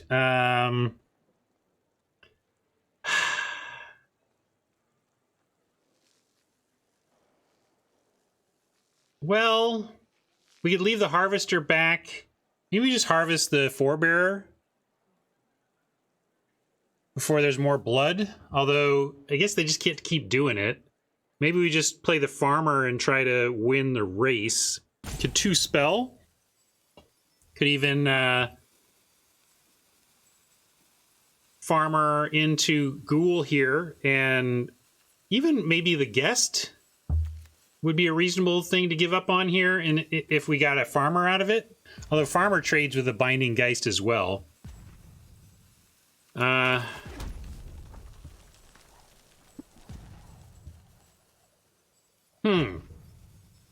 confounded about what to do with this harvester and whether we use it as removal here or just even just offer it for the geist. Maybe that's the thing. Maybe we play the farmer and just swing away. Yeah, that's my new plan. Farmer, swing away. If they want to trade binding geist for the harvester, we'll let them do it with blocks instead of with me activating. And then at least we get a flipped farmer, and the 3 went off the board. I guess they shrink the farmer, then we get a 2/3 lifelinker, but that's okay too. I don't know. I like this. Yeah, I could use invitation. I just don't see the... I don't like use... Like... I like how we use that to close out a game when we were in a bit of a tougher spot. And I am going to go ghoul... I guess we don't need to because the guest, we don't need to flip because we already flipped the harvester, so maybe we don't need to sack the guest. We can just play. The thing is, do we want a guest or do we want... I guess we want pressure. I'm just going to play this as a bear. Duh, bears.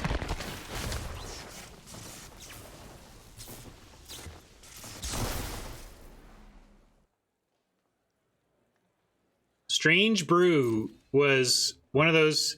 I've told how I lived in New Delhi, India when I was 11 through 13, which was 83 through 85.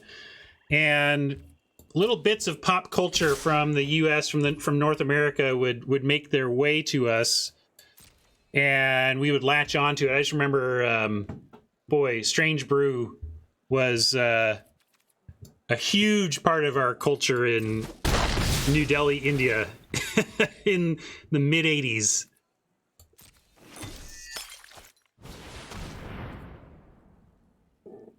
That's going to be grody. Harvester to top of library. We want it there.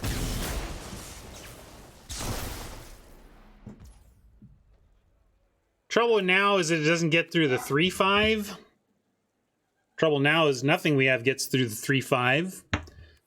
So I'm inclined to just decline and go seeking other ways to win this game, because our current crop of creatures doesn't really get it done at 12 life against a Scob.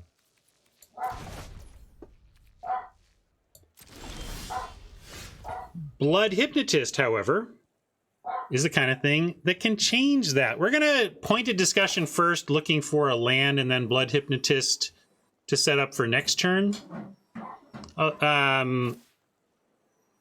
Yeah, I like that.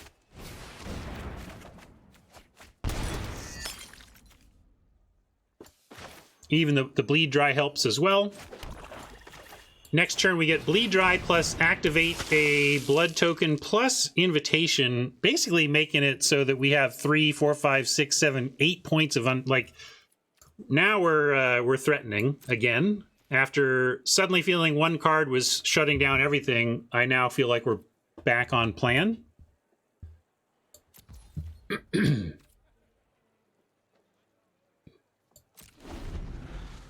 If Martini, if you have no idea what we're talking about, you've got some 80s comedy to check out. Somebody link up Martini with YouTube Strange Brew.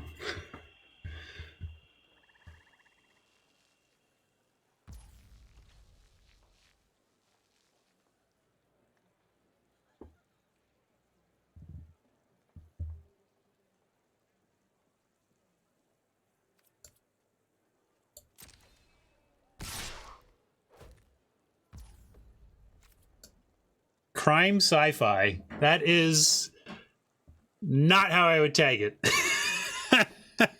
It's got the comedy genre. There you go.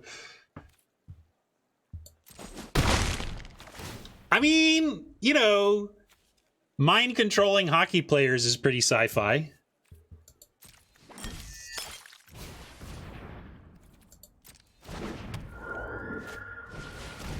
Security!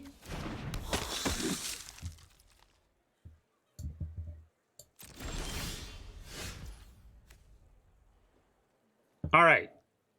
Kill one, no block the other, swing away. I like it. We're at 5. That part's tough.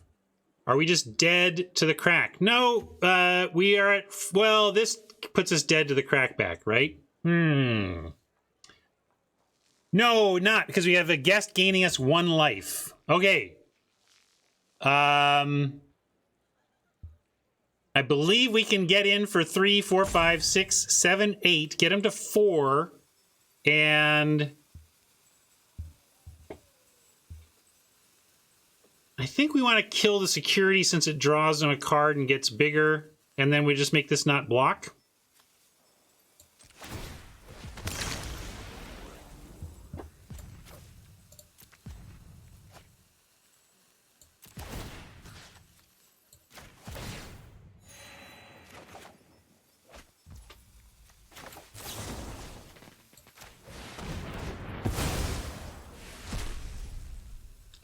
But we can't attack with everything and we're just dead to the crackback. So we'll send... Oh, invitation helps too. I guess we got to use this now for life, huh? Then we can swing away. All the... almost out of hourglasses. But if I save it, it can be part of how we win next turn. But we don't have the life to save it is the problem, right? We just don't. So I have to get 3 from the hypnotist or the whole plan falls apart. Or we leave back to chump, which I don't like either.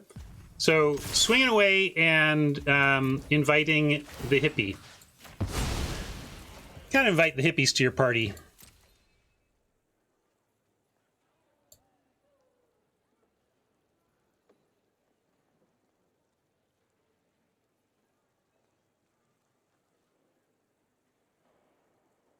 Yeah, Bob and Doug is there anything more Canadian?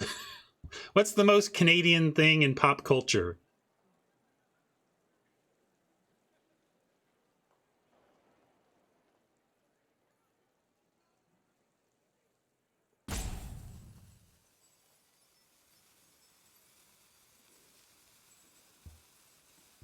Yeah, maybe I could have left the guest back to bounce block, but yeah, they just make it fly, right?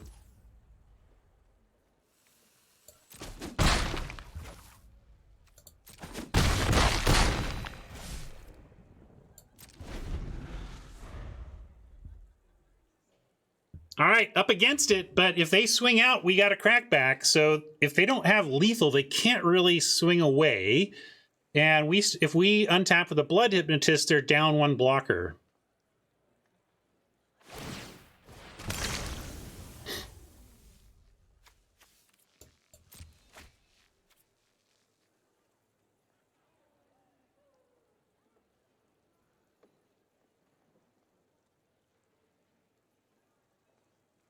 Oh man, half off books. Sorry, Siriana. Hang on to your wallet.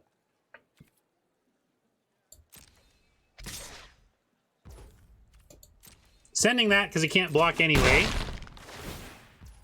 But let's see what they add to this board. A couple of auras don't do much. That helps. That helps.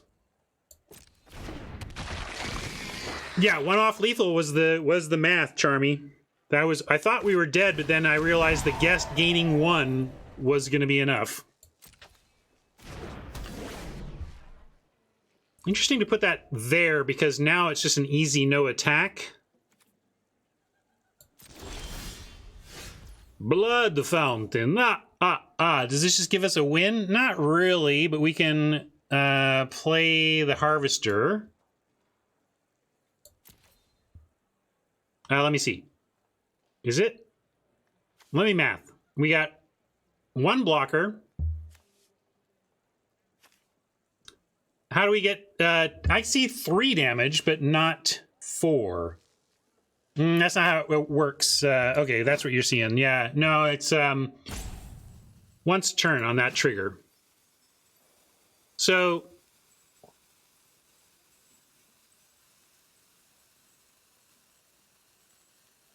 this stays back to chump. Again, no. This is just kills us. This just kills us.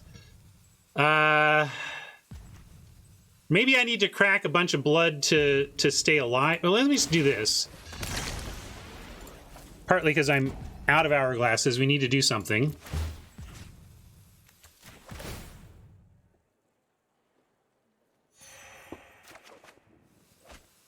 And that... ooh, there you go. Boom!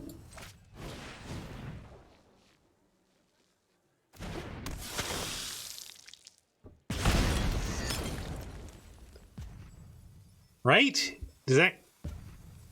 oh, except...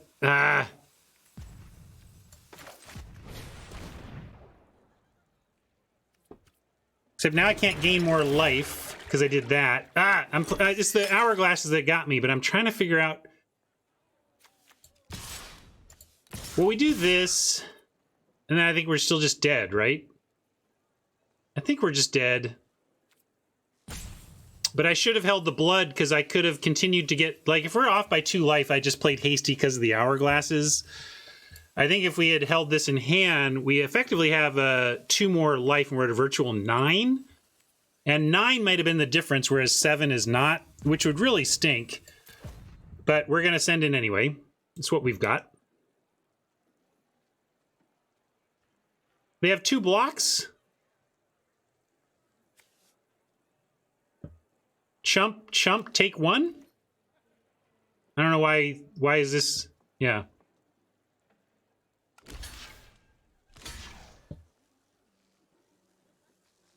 Trade, not even a chump. You know what I mean, though.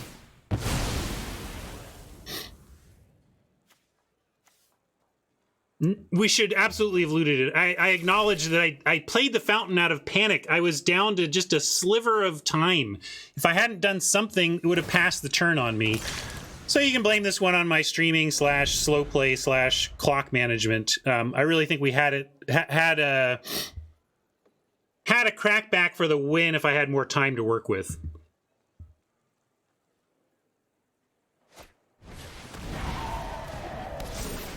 I'll forgive myself. Magic's hard. It was a tough to navigate it all with the clock running down. But yeah, I think if I have a clock there, I figure it out, and we're not dead here.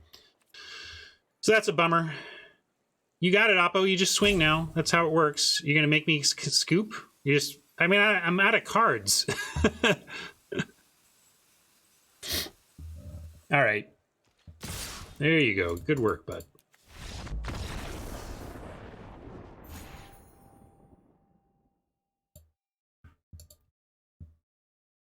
So, not happy about that one. That was really our win, and I let it go on clock management. But not the first time, won't be the last time. Let's move on.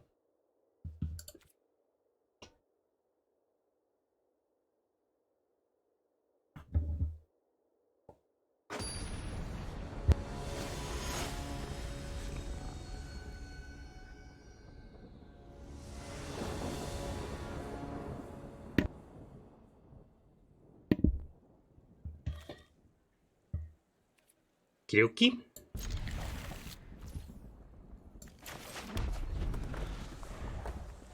And really, distracting me with Canadian comedy is the important part of this stream. Not winning every last game. It's all fine. But remembering things like sweet memes would also be good.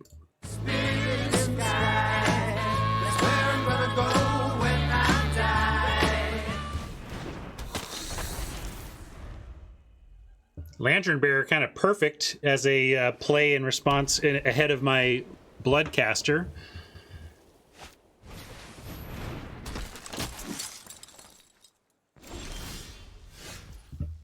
All right.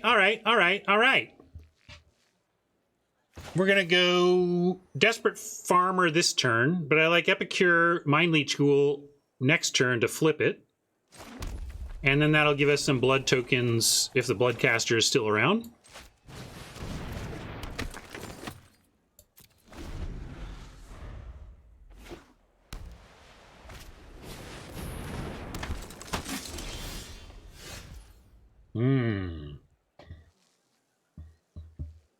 Invitation.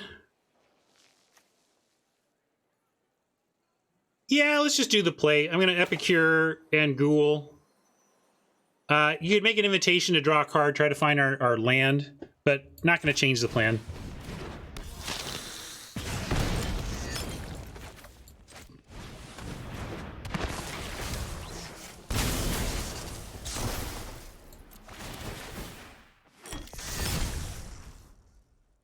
I like staying back if they don't have anything to augment their board. The trainee doesn't have attacks into the harvester. Rallier does, but we can decide if we want to make that trade or not.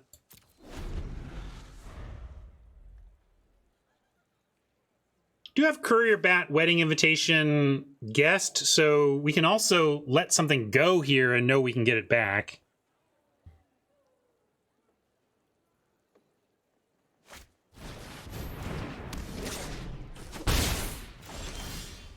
Oh, can I get my exploit creature back? Actually, I might be able to if I let it go and then Courier Bat. We could do a lot of things on that front. Still get to make blood tokens while it's around anyway. I like...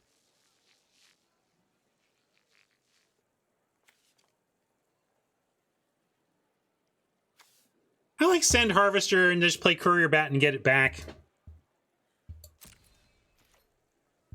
They could just take this. I would be surprised if they do, though. It's a pretty juicy block.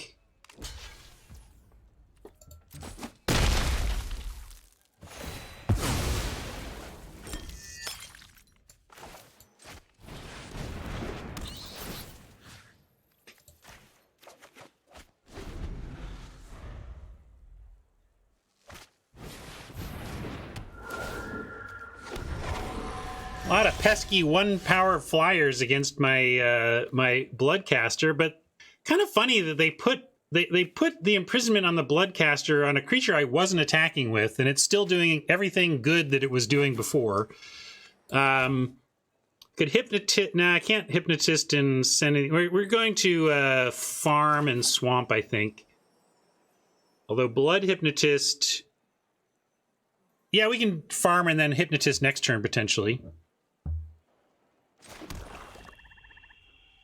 Guest does the blood thing if we want to try to get to flip. Yeah, that's fair. We do want it to flip. And yeah, all right, let's do the Hodge line. And swing Courier Bat as well, honestly. If they want to double block it, I'm cool with the dead bat now.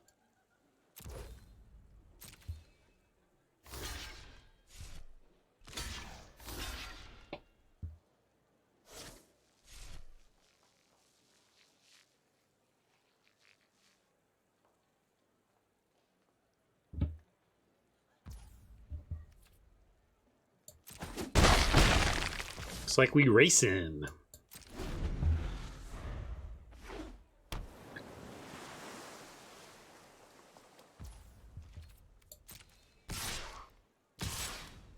I like that they got 3 other creatures, yet nothing to pump a Perish Blade trainee.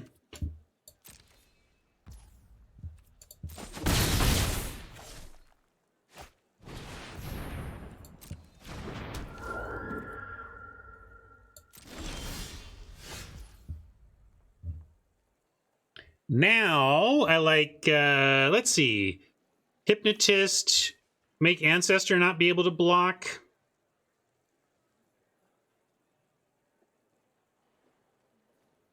And Farmer, and then we send everything except Farmer.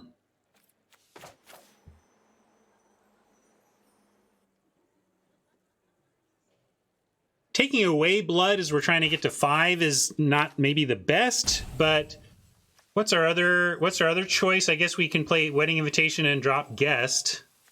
That's fair.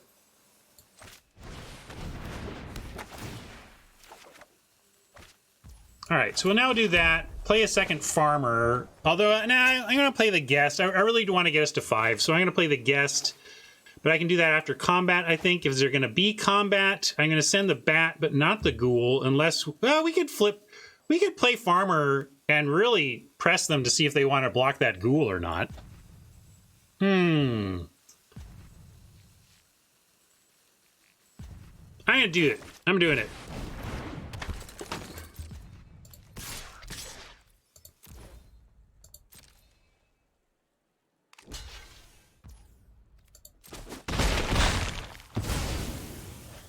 Charmy doesn't like giving him the Ghoul here. I like this. Double flip Farmer, 4th blood token, 5th about to come down on next turn with a Guest. I like that. I think this is good. Ghoul not really doing much at this point. And now they might need to spend their whole 5th turn, and they didn't even find a land for it.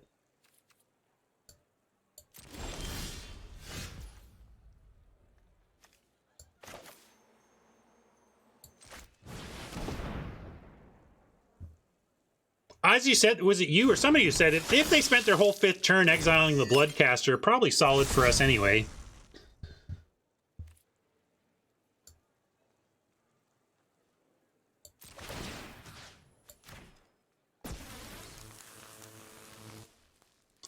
Yeah, I like swing away now.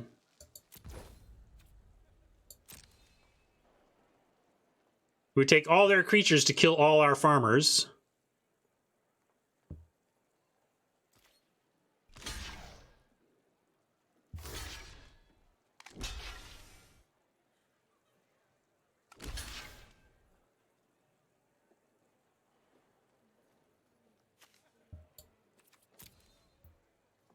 Good block there, 4-3 versus on the 5 toughness. Let's see. Do we want...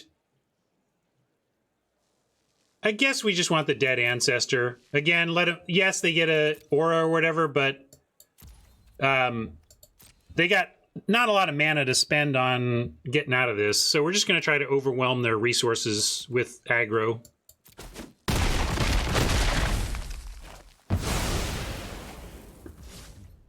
And then Petal Celebrant to keep rounding out the aggression. Into Hypnotist, sacking next turn to make unblockable. And so on.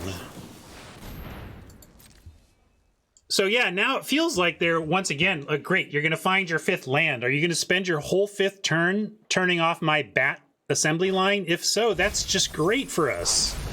They add nothing else to the board. We put down a Blood Hypnotist, make one of those things unblockable, and crack in for 4, 5, 6, 7, 8, 9, unless they start chumping.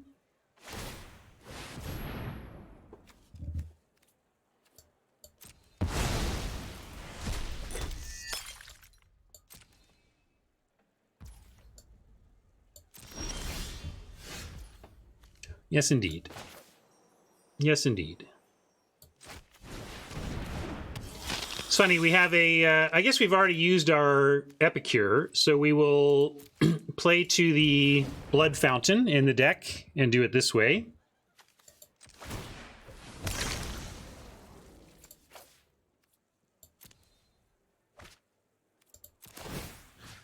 Now, if we let the Brindecomber block, it doesn't have any good blocks, but it gets another aura. If we say this can't block... or if this can't block, then Trainee has bounce blocks, but they don't get an aura in the yard. I think we go ahead and let him get another aura in the yard.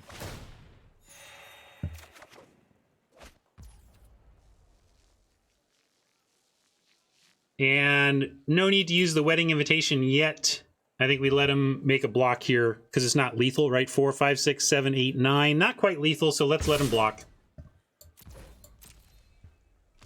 See what they want to do with all their mana next turn. They got a lot of options, but not a lot of mana to make those options happen. I have 2 farmers. I attacked with 2 4-powered farmers and all that, mostly farmers. Also a little bit of guesting.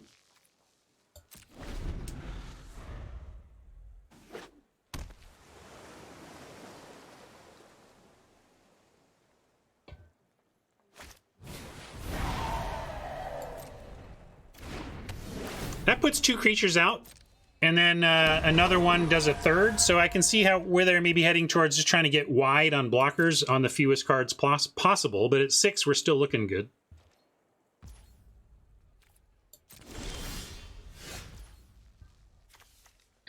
Could just play this and straight kill the trainee. Maybe I'm overthinking things, but they did not cast either of these, and they got 4 cards, so they're up to something. So I'm gonna still play it cagey here.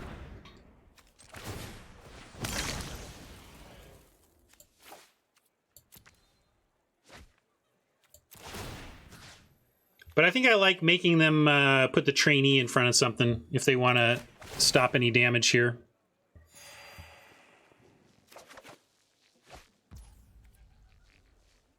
And we have invitation that we can, if they do something during declare attacks for some reason. Oops.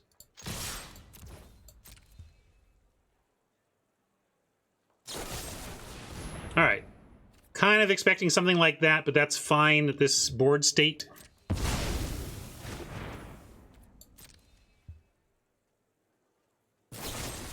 Ah, double. Double is very nice.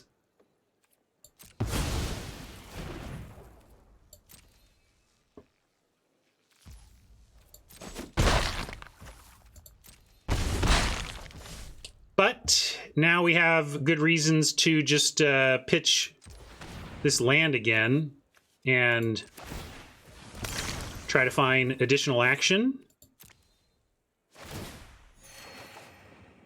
such as this feller.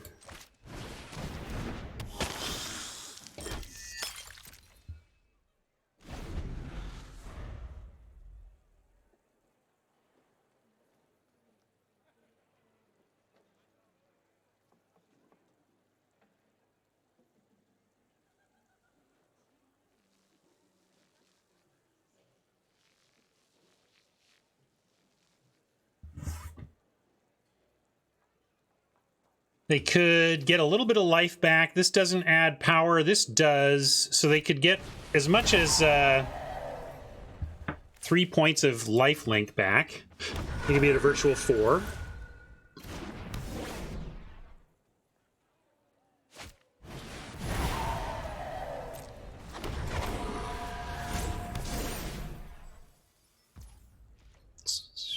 Virtual 3, sorry. Yeah, right now, still fine. They're just doing legal magic plays. I don't think I guess, is there a 1 mana blue bounce spell? No, Appa says there's not.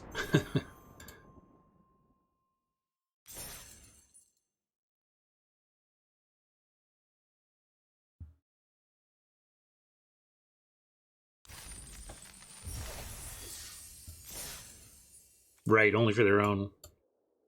Okay, we crawled to 3 wins after a little bit of a suspect second loss. And heading for Prophet Realms with another win.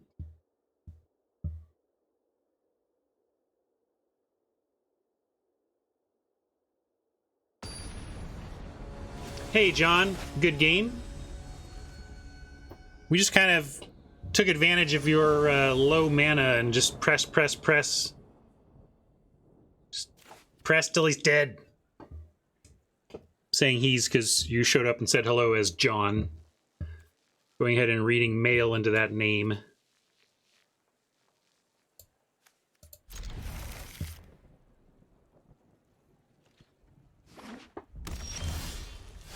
Hey, that's a much better 2 than a Mind Leech Ghoul.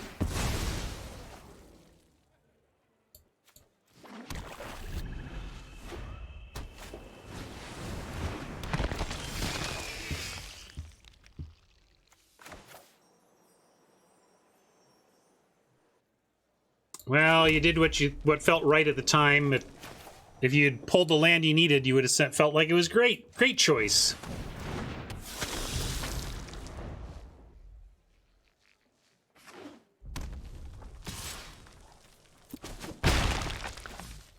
These cheap kind of first creature type of bombs tend to die, but I still like to make them have it.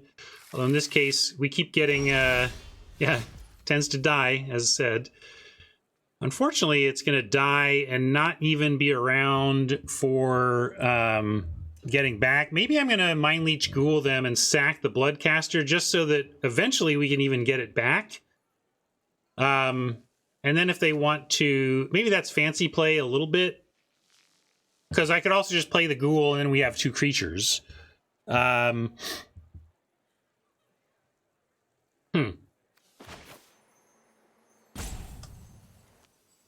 Could also just trade it for the Wandering Mind. I'll offer it for the Wandering Mind first. Yeah, they're looking to kill it, so... which makes sense. This may be a little fancy play, but I'm going to do it.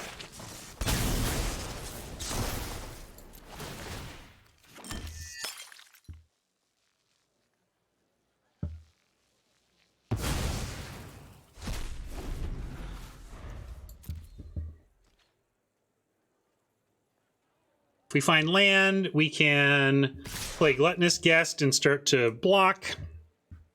Heck, they're going to make this offer. I think I take this too. Yeah, they probably just go get themselves another Throng, but that's okay. Although we don't have, like, if we're planning to guest, we just get to block it that way too. So now I'm kind of changing my mind. I'm going to try and have land guest be plan A here. Welp. Mountain and Epicure.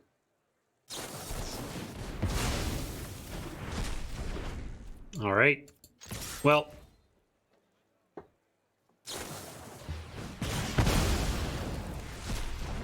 Your friend here is only mostly dead. Grim set of turns here, but as I say, if we can just draw a third land, we're actually in pretty... We're okay. We're okay. If we draw a third land. We didn't, so now we gotta go looking for one.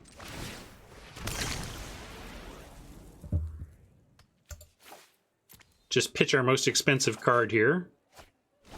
Well, sometimes the magic gods say, that Sneep, you know that Sneep that you really liked? That Sneep didn't get there. Sorry.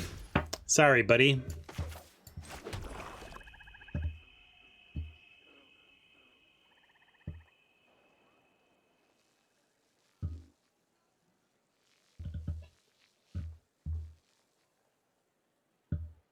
You think so? I guess we end our event this way.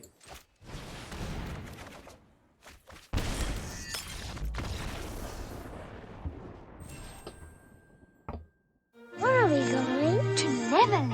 Neverland. Neverland. Neverland. Oh, but Neverland.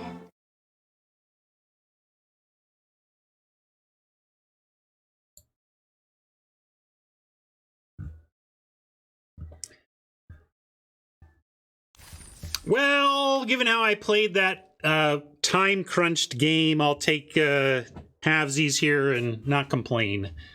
Deck was better than I played it, though. Deck was definitely better than I played it.